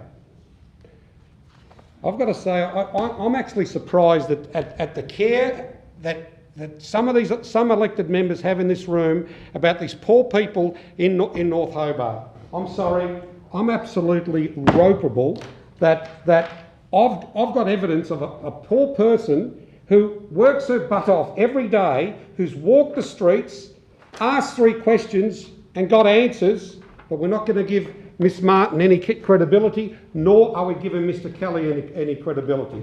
I'm sorry, this council has lost the plot tonight. Okay, I'll put the motion. All those in favour say aye. Aye. Say no. Show of hands. All those in favour. Alderman Zuko, Councillor Coates, Alderman Barakis, Alderman Thomas, Alderman Briscoe. Against? Councillor Harvey, Councillor Dutta, Councillor Sherlock, Councillor Ewan, Deputy Lord Mayor and the Lord Mayor. That's lost, Lord Mayor, 5 votes to 6. Now we have a foreshadowed motion from Councillor Dutta.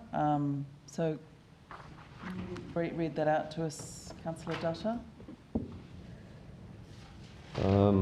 I unfortunately didn't write it down here, Lord Mayor, but I think I picked up the point that was made by Councillor Harvey in that context, that the council wait for the officer's report, urgent report within 3 weeks' time.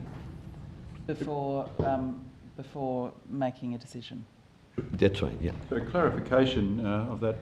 So does that mean we'll have to convene as a council to decide what we're going to do?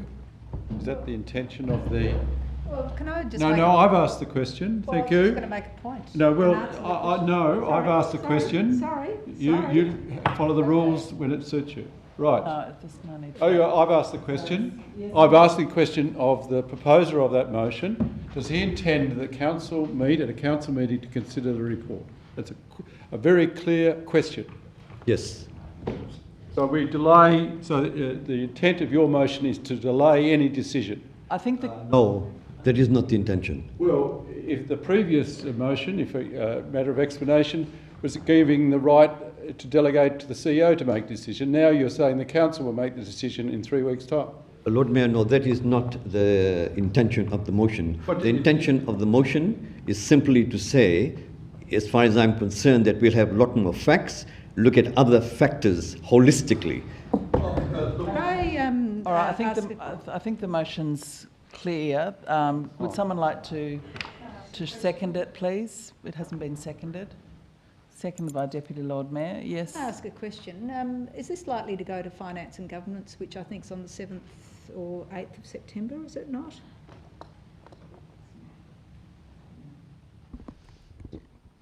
Through you, Lord Mayor, my intention was, as part of the petition report, that it would come back to a full council meeting.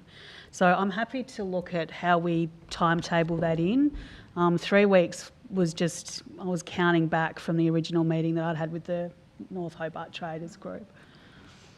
Yep. So Further discussion. So I think you know, it would usually come back to Finance and Governments, and that's on the 17th. 17th of September, and really, I suppose the intention, like, we're getting hung up on this. You know, we'll be back in 3 weeks. We have a report in train. We have a commitment by the CEO, and we're not doubting that. I'm sure that this will report back on a more comprehensive approach. So I really hope that others will support this motion. Lord Mayor, can I speak? Yes, look, I think it's a ridiculous motion. It's not giving any credence to the traders of North Hobart. While South Hobart hasn't got parking metres, Lena Valley hasn't got parking metres, Sandy Bay hasn't got parking metres, and here we've had an urgent plea from the heart to have urgent action. Not going through the slow processes of council. It'll be a month away, and then we may decide to put it off yet again. I think it's a poor motion, even though I'm pretty sure the numbers will be possibly 5, 6, and we'll get through. 6-5 in favour of it.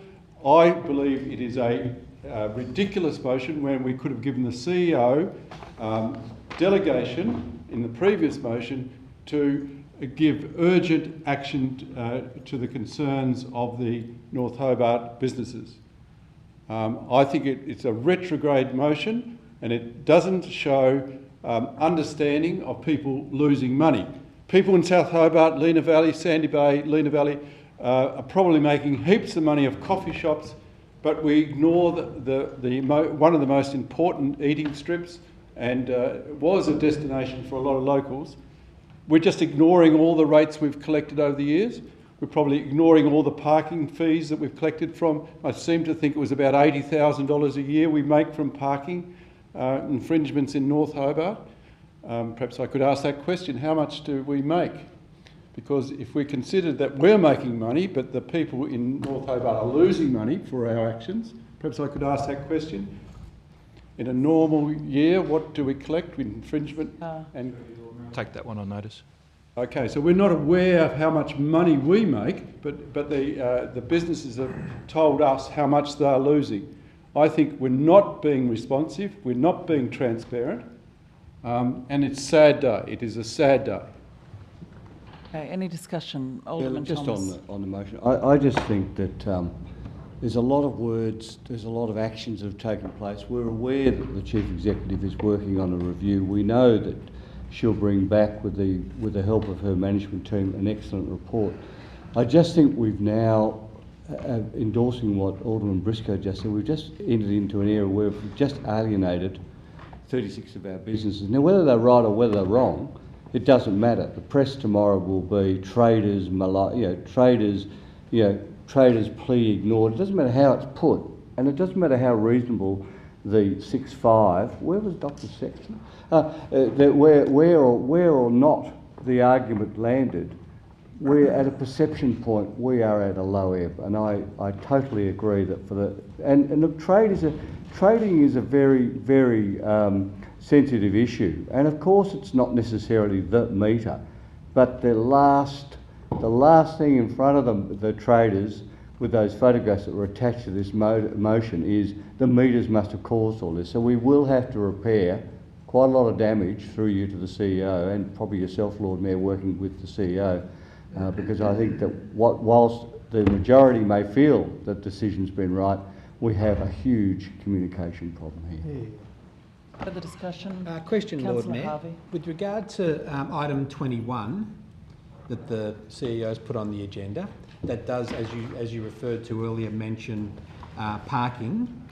So if that motion passes tonight, item 21, does that give the CEO authority to do as has been suggested, to make a decision with regard to, all of Hobart, including North Hobart, with regard to action straight away?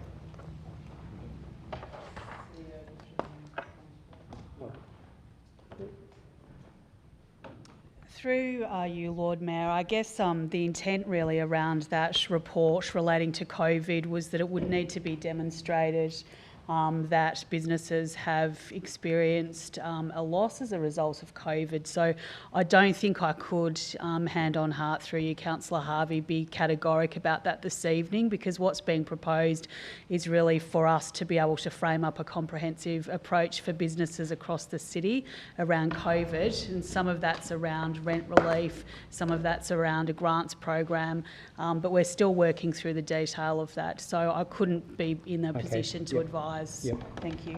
And next question, Lord Mayor, is generally speaking, rarely do we have the call, or a notice of motion which doesn't have a report be prepared at the front. I understand the urgency that Alderman Zuko is expressing, but generally we have... Point of order, Lord Mayor, we're not discussing the previous motion, we're discussing the current motion. The current motion has nothing to do with what Councillor Harvey's talking about. Thank you. I think that's right, Alderman Zuko. Right, Lord Mayor, I have a question, Lord Mayor, in regards to rescinding the council decision of the meters. Would it take an absolute majority to rescind that decision that council made previously? Through you, Lord Mayor, my understanding is that it would take an absolute majority. Thank you, Lord Mayor. Okay, if there's no further discussion, I'm going to put Councillor Dudda's motion. All those in favour say aye. Against say no. No. Show of hands. All those in favour. Councillor Harvey, Councillor Dutta, Councillor Sherlock, Councillor Ewan, Deputy Lord Mayor and the Lord Mayor. Against? Alderman Zuko, Councillor Coates, Alderman Barakis, Alderman Thomas and Alderman Briscoe. It's carried, Lord Mayor, 6 votes to 5. Okay, I'm going to propose a adjournment for 10 minutes. People can get something to eat, have a toilet break.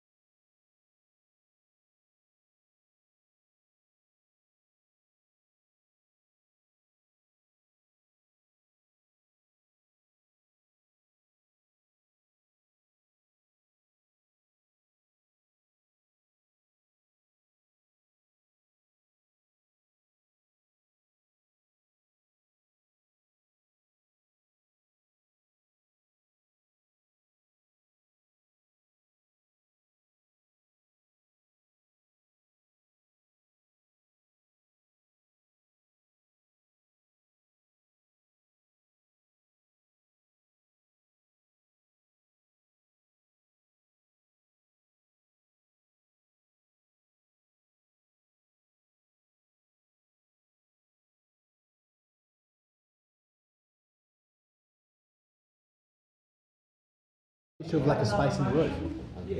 They're a double fireplace, one here, one here. Who's going to present this one? I'll move that one, Lord Mayor, on behalf of myself and Councillor Ewan. I'll just move the motion to start off with. Second it. Seems appropriate. As part of the Affordable Housing and Homelessness Commitment 2021 to 2022, it should read, I think there's a typo in there. Council report on whether any land or property owned by the Hobart City Council is suitable or available to develop for the provision of social housing. Lord Mayor, this was moved in part after some conversations with some of the council staff. There were some queries as to whether or not we'd actually done any thorough investigation into this, and the CEO might be able to confirm, but I think my understanding that I got from those discussions was that there had been some stuff done in particular areas, and there'd been some stuff done a couple of years back, but I don't think there was anything comprehensive in regards to the entire city, and that was my understanding at the time when the motion was moved. So through you, Lord Mayor, my understanding is that the Director did actually meet to work through some of that detail, and I think the response has been provided. So I think it has provided an opportunity to revisit and make sure it's covered. Is that what you mean? Yeah, thank you. Yeah, thank you. Yeah, look, we have done some work as a council in this space, but it's been a little bit area specific, or it's been a couple of years old, or we've done it as part of this report or that report. And I think there is also some work that is in train, but this would, as part of our housing affordability and homelessness commitment, consolidate this into one place to get reported back. So luckily for us, it wouldn't involve any extra reports or extra work. It'd be reported back as part of an existing report. But we have, and I'll start with saying, we've had some great discussion tonight about the issue of housing affordability. We haven't agreed on all the solutions or all the issues, but it's great that we are, as a council, taking this seriously, or starting to take this seriously. And there are, as has been said, a large number of solutions to address the issue. One of those is proper regulation of accommodation. One of those is reassessing how council or how the planning scheme assesses. But another thing that does need to be done, and has been said by many in this chamber and has been, I think, pretty generally accepted, is we need more social and specifically affordable housing. As a council, we have an opportunity to, or potentially have an opportunity to contribute to that. There's land that we own around the municipality, and I think it's upon us to investigate if any of that land could be used in collaboration with the state government, with the Department of Housing, with community housing providers, to work in conjunction with them, and to see if we can help assist in the provision of land for those sort of housing packages. This is an issue that we've led the conversation on in the state when we declared a housing crisis.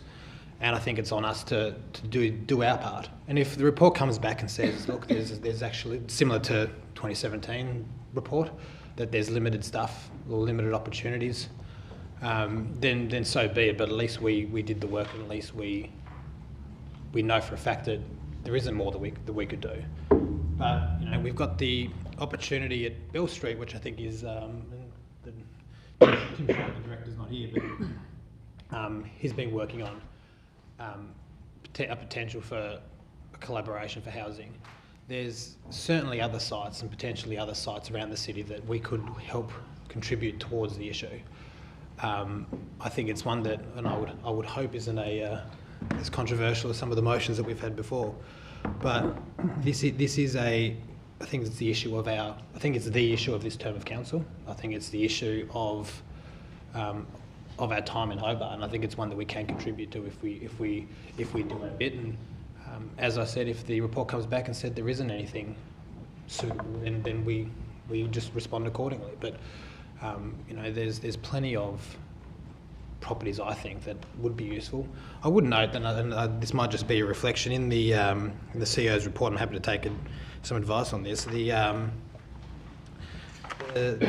disclosed areas footprints for some of the properties and the possible dwelling yield on the side seems very, very low to me, but I'm just wondering how that's calculated, because I would have expected that would have expected that some of those blocks could have had quite a high yield.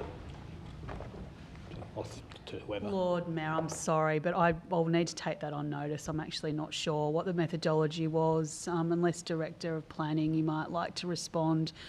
I just wasn't across that detail, sorry.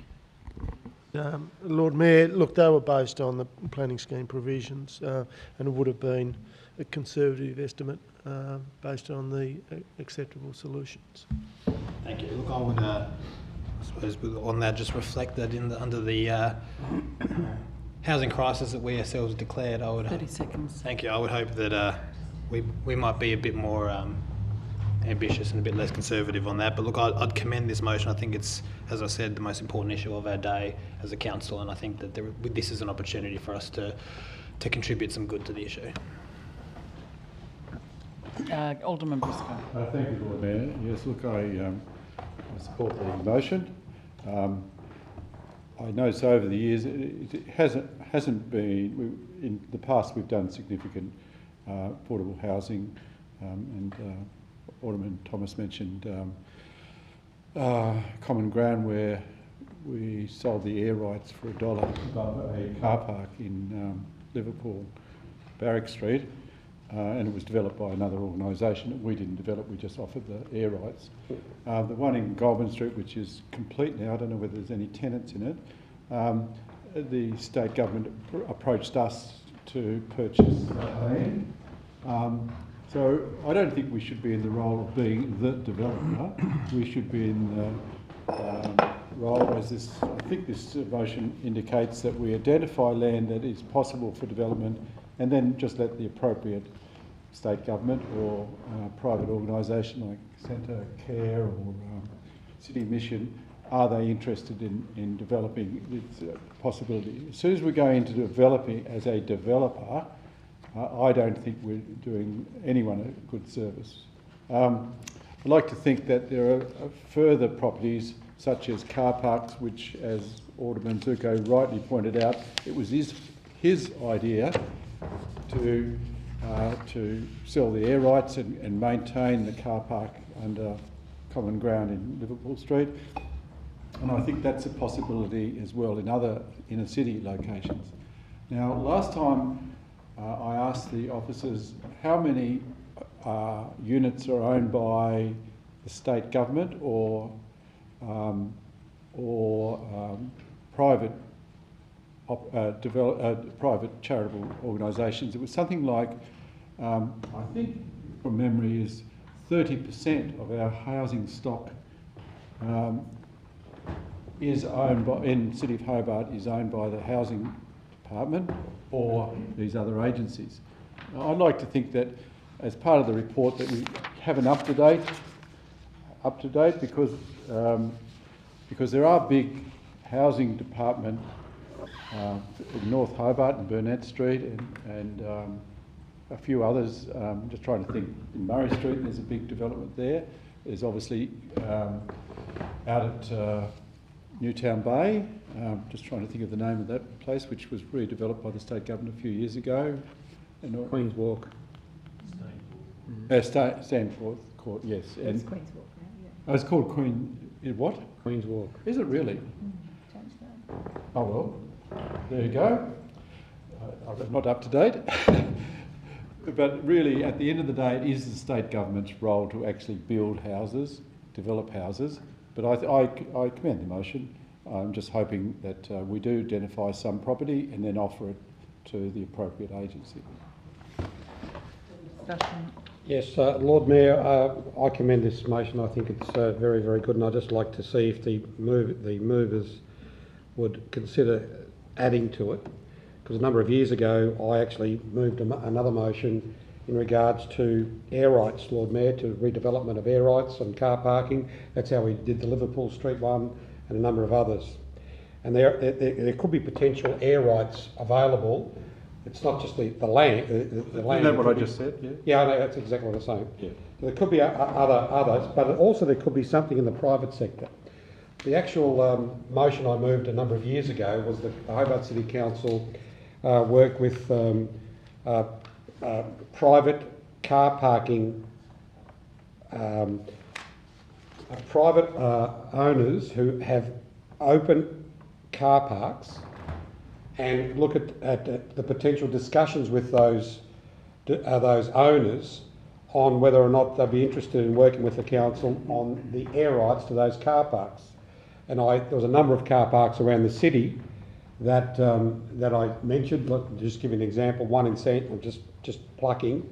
One in Sandy Bay, the chicken feed, not chicken feed now. What's it called? Shiploads car park. There's a car park there, open car park. Who knows? The owner might be interested. There's the car park at behind the Queen's Ed Hotel. Who knows? They might be interested.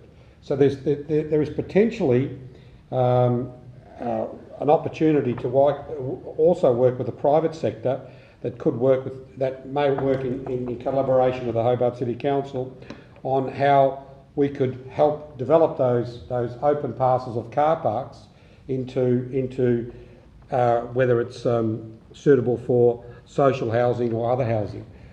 One prime piece of real estate that I drive past on a regular basis, and I shop there quite often, is Coles Newtown, or the Kmart there. I look at that car park, it's got a massive roof over a car park, and I could just imagine what you could do with that car park to actually build more housing for Hobart.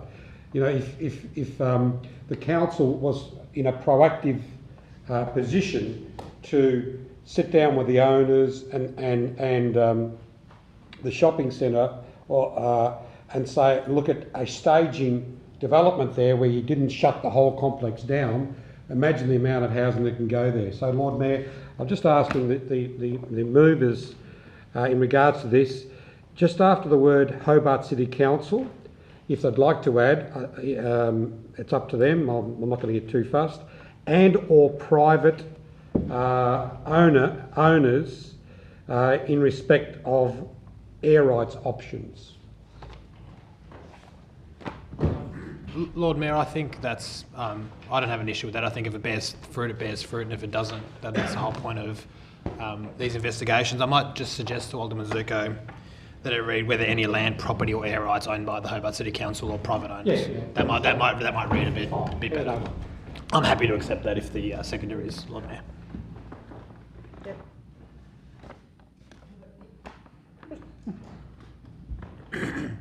Further discussion? Further discussion? Yeah, look, Lord Mayor, I'm a bit cautious of motion creep. So, adding things to this, what I was happy to do tonight was to update the list of council-owned properties and to see whether there are additional properties that are potentially available. So that's how I saw this motion, not to start going out to the private industry to start looking at where there's opportunity to be working there. That can happen at another phase, you know, something else. But I just thought tonight, to keep this simple, that as part of the Affordable Housing and Homeless Commitment, the Council update the register of land or property owned by the Hobart City Council, which, you know, with potential suitability to develop for the provision of social housing. And one that Alderman Briscoe missed out was the Elizabeth Street, Melville Street car park, which was the UTAS accommodation block. That was probably the biggest, you know, the biggest housing project we've contributed to. But I don't know whether I'm now going to support it, because I don't want to create all this work of going out and proactively approaching all these landowners. I think that's another body of work that needs a bit more thought and process attached to it. So if that's included, then I'm a bit reluctant. I'd rather just stick with your original motion to update, and I'd like to include update that list to see if there's any additional properties. So, you know, don't talk me out of it. Lord Mayor, may I ask a question of the mover and the seconder, please? Yes. Would you be prepared to withdraw that, because I don't want to cause any undue problems associated with endeavouring to try and assist the social housing market? Ridiculous. Alderman Barakis. These are the air rights. Well, thank you, Lord Mayor. I might suggest that we remove the private developer, but leave the air rights in. If there's air rights on council-owned property, let's leave air rights in, but remove private property owners. I'm not Alderman actually, Thomas. if I could just raise it as a matter of governance. Some years ago, with quite a bit of trepidation, I actually went to the administration and said, could I have a survey of how many motions for reports were outstanding? And it was only a couple of years ago, and it went back to 2012. Some people have died, some people have retired, but we've got to be, if I could just throw you to the General Manager, Chief Executive, can we get that to come back again in a governance sense? Because even if it makes our focus more directive, because we also need to make sure that the CEO has the staff and the ability to transact these motions within a reasonable time. Otherwise, we might have a session every 3 or 4 months where we amalgamate or merge some of them, because I've got an awful fear that if I found 30 or so outstanding 2 or 3 years ago, we ain't gone down far. And it's a real issue of governance. It's on the hub. Of how many are left outstanding? Yeah, notes of motions of them. Can I just offer a clarification to Alderman Thomas? This wouldn't be a new report; it'd be coming back as part of the. That's the sort of thing that is the sort of thing we should be doing. That's great. Okay. Yeah, Well, it's going to be included in an already impending report. That's what I suggested, and I was hoping it'd be included. I'm happy to move it as an amendment that we update that list. Is that creeping into the motion, is it, or what? List. Well, what are we doing? We're going to create a new list? What hypocrisy. Okay, do you want to update the 2017 report? I think we may as well. It seems to make sense. Yeah, that's fine. I think it's the same thing. It is, but it's fine. We're adding the word in update the 2017 report. Is that right? Lord Mayor, if you're going, sorry, point of clarification here. If you're going to add Alderman Thomas, we're going to add 217. You might as well add every other report that we've done on social housing over the last 25 years. I think that was the most comprehensive one. I appreciate the 2017 report was comprehensive, Lord Mayor. On face value, I don't have an issue, but I might just ask a question.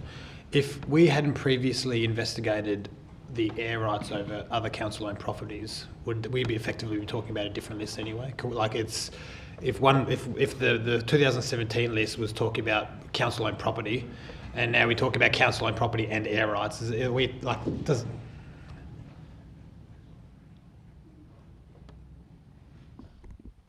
So, Lord Mayor, just for clarity, that's correct. It would be a different list. Yeah, I might look with respect to Councillor Harvey, because I think we're all ultimately on the same page here. Yeah. Just because of that, I'd like to leave that as it is then. But it also says we're going to do it anyway. Okay, any further discussion? Councillor Alderman, Deputy Lord Mayor. Thank you. Look, I appreciate the thought of updating lists and so forth. I think it's a really good and sound motion, and I commend Alderman Barakis and Councillor Ewan for getting together to move this. I'll just make a point that the development applications that we see coming to us for housing, for housing in particular, are on more and more steep blocks, if you like. Sometimes they're south-facing, so this is what we're up against. And I think going through that list and seeing it from my own eyes on the map today with Mr. Jackson, we could see where these fairly, like it might be an internal block, it might be on a steep block. Some of these things that we have before us. And it might have been a parcel of land set aside for public open space as that contribution. So I think it's timely to look at that and to work out where best we can use our land and use it effectively, and it might be sold to Evolve or one of those organisations. The other thing is that any work that we've already done on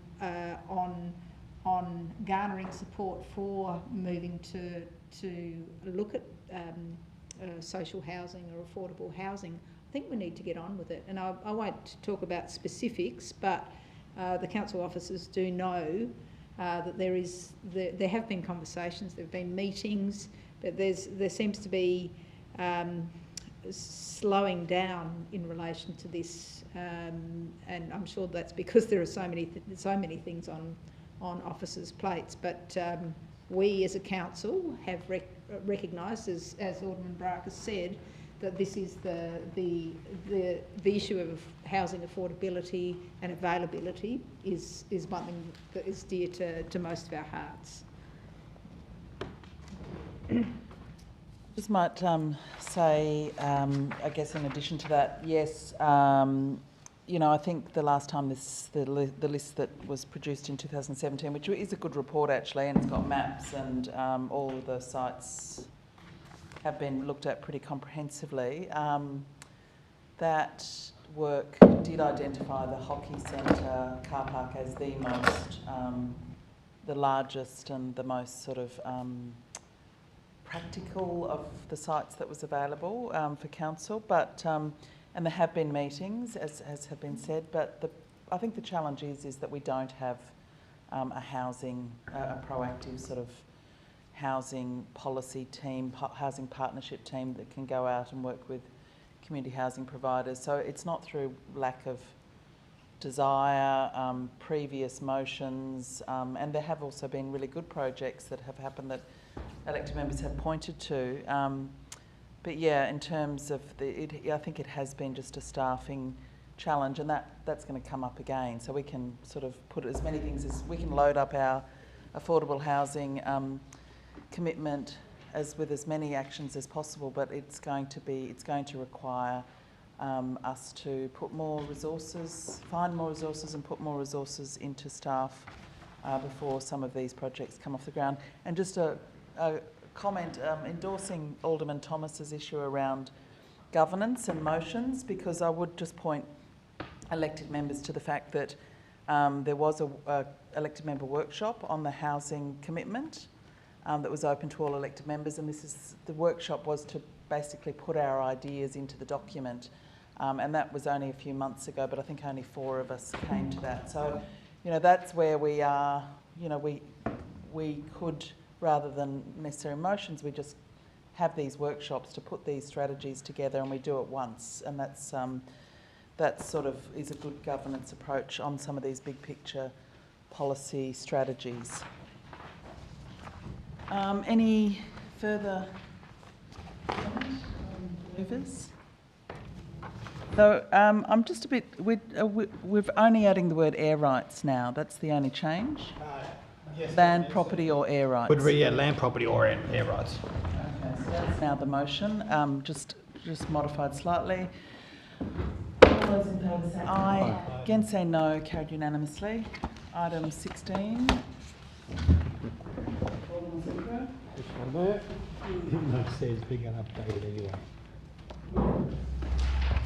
Annual plan final report. The council endorsed the annual plan report the period ending 30 June 2021 as attachment A.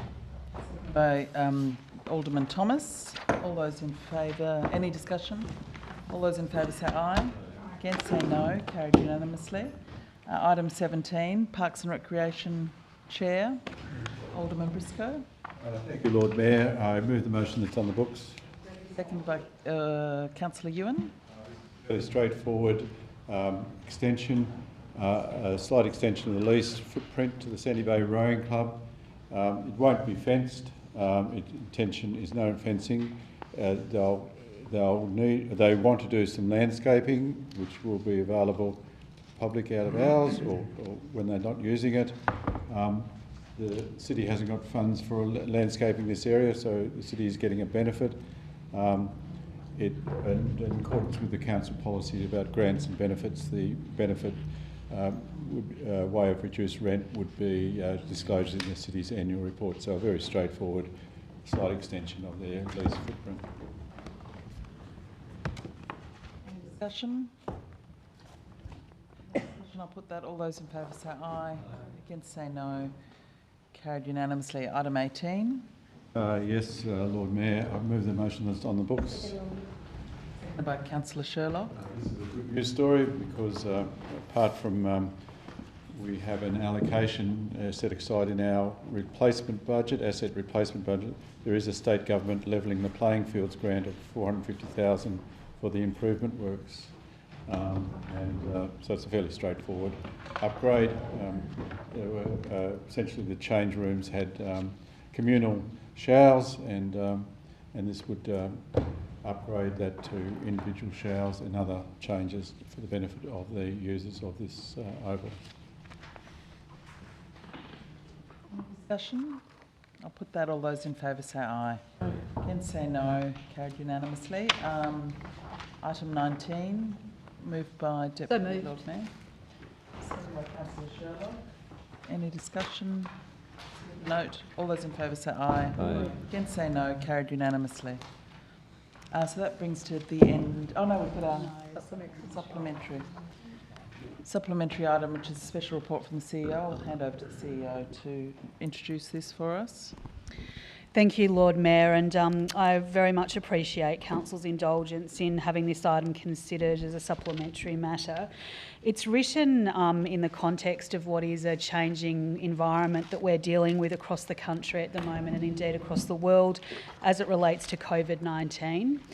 The report's been prepared really as a high-level guide to enable myself as a CEO to work with the team to ensure that we're able to provide leadership to business and to other areas across the city who are adversely affected by the border closures as a result of New South Wales and also Victoria being shut. We don't know for how long this will ensue, and therefore, Lord Mayor, it's timely for us to reactivate our COVID recovery or business support approach, and I will provide further information to elected members as we start to put our response together. Thank you, Lord Mayor. Further discussion? Question, Lord Mayor, to the CEO. Is the special committee that we set up last year to deal with economic recovery or stimulus, or is that still in operation, which is some elected members, I think Alderman Thomas was on it, a couple others. Is that still in operation, or is that folded now? Through you, Lord Mayor, the information that I was provided to start off the consultation with business was a representative group that was established previously that I've literally just reactivated. Now, it's a first meeting we're actually having tomorrow morning quite early.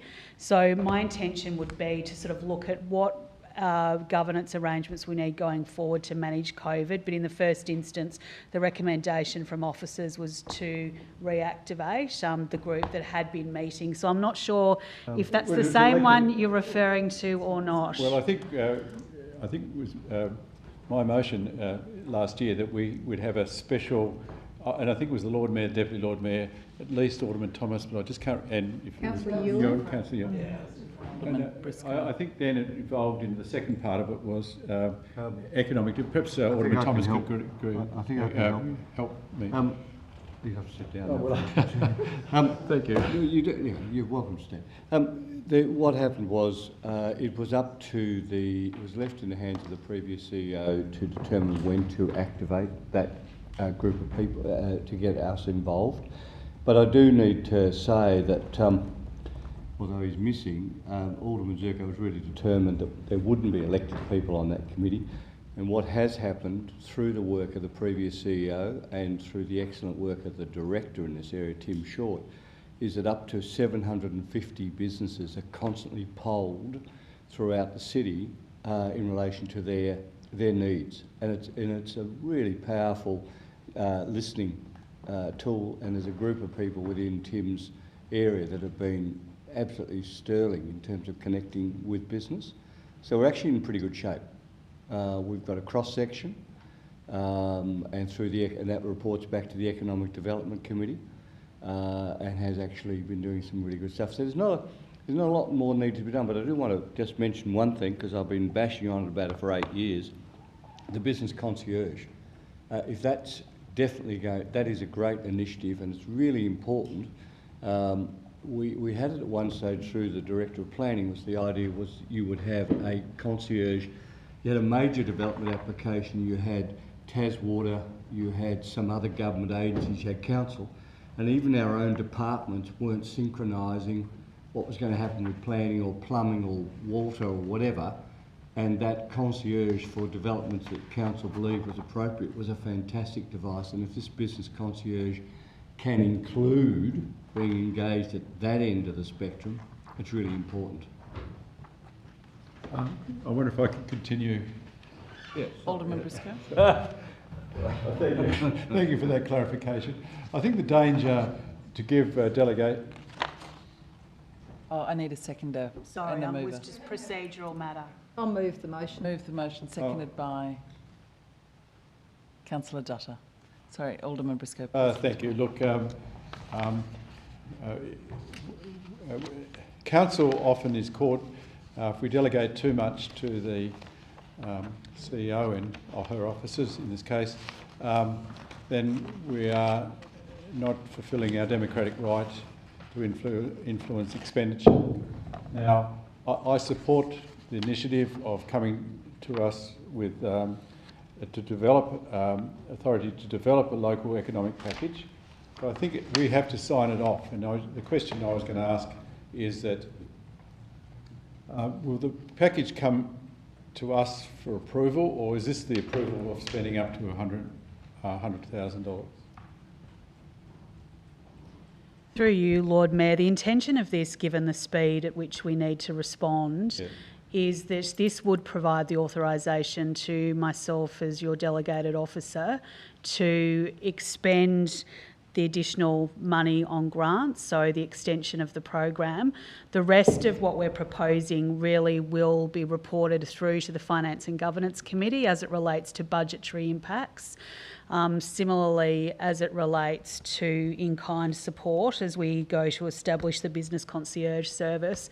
And Lord Mayor, I think it is important to note that there has been quite a body of work done, as Alderman Thomas has said, on that business concierge.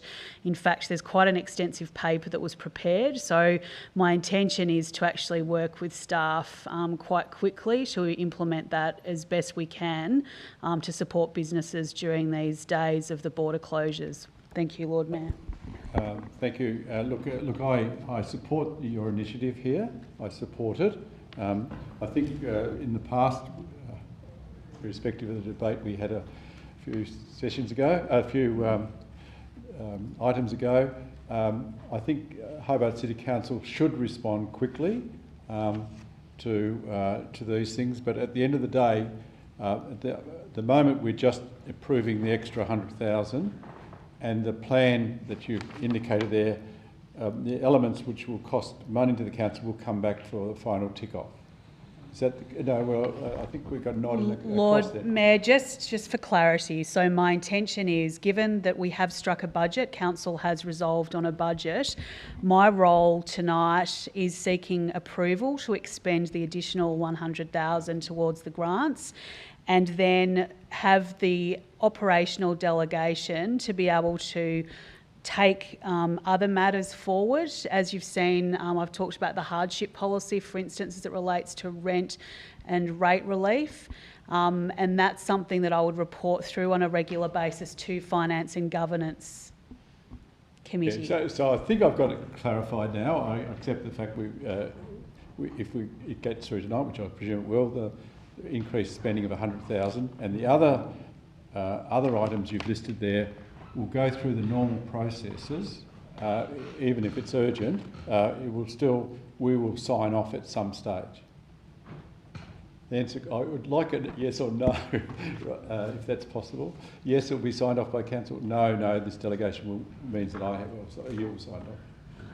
So through you, for completeness, I'd be coming to the Finance and Governance Committee with details of the expenditure as it relates to where we've given rate relief under our hardship policy and so on and so forth. A lot of these things that are outlined here are already in place. Yes. All we're doing is simply reactivating that, and the reporting arrangements will be through to the Finance and Governance Committee.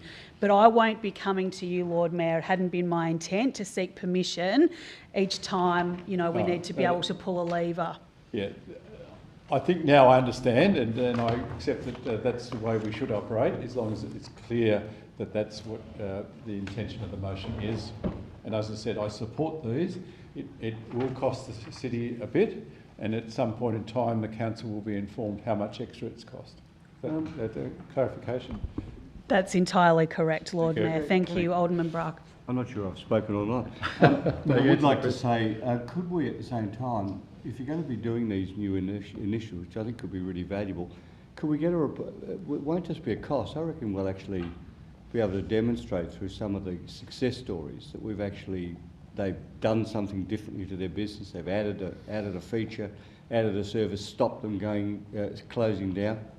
That would be a really good part of the positive side of the ledger, because it may not, we might spend 100 but actually might save 250, 300. If we could just cover that in any report back. Thank you, Lord Mayor. I'm certainly happy to do that. And again, just Lord Mayor, going back to Alderman's comment earlier, Alderman Briscoe, just in relation to the additional work is around a campaign as well to get people to return to the city. So that was probably the other thing that was new that we didn't actually do last time. Thank you. Okay, any further discussion? Look, I think this is a really important thing to do, so I commend the work of the CEO. I also like to say that there was a significant body of work that the ELT did under GM Nick Heath, which I think, and we obviously didn't spend all of the money allocated, which but we as a council need to be in the space to make sure that our city is surviving, that businesses are surviving, and other components of the community. So I really think this is timely. I'm pleased that it's come to us this evening. What I'd like to know is, and you've probably spelled it out, so any further increases in allocated funds would come back to Finance and Governance to be signed off, essentially. Lord Mayor, that's correct. And you'll be reporting back to us on a regular basis, because I know that there's no time limit on this, but we'll have updates weekly and at every council meeting, presumably. So, Lord Mayor, that's certainly through you to Deputy Lord Mayor the case. We will put a regular report into the chamber, but I'll also be providing you weekly updates as part of my circular email to you. Thank you. Okay, if there's no further discussion, I'll put that. All those in favour say aye. Aye. Against say no. Carried unanimously. That brings to a close our open meeting, and Deputy Lord Mayor move into the closed, seconded by Councillor Sherlock. All those in favour say aye. Against say no. Carried unanimously.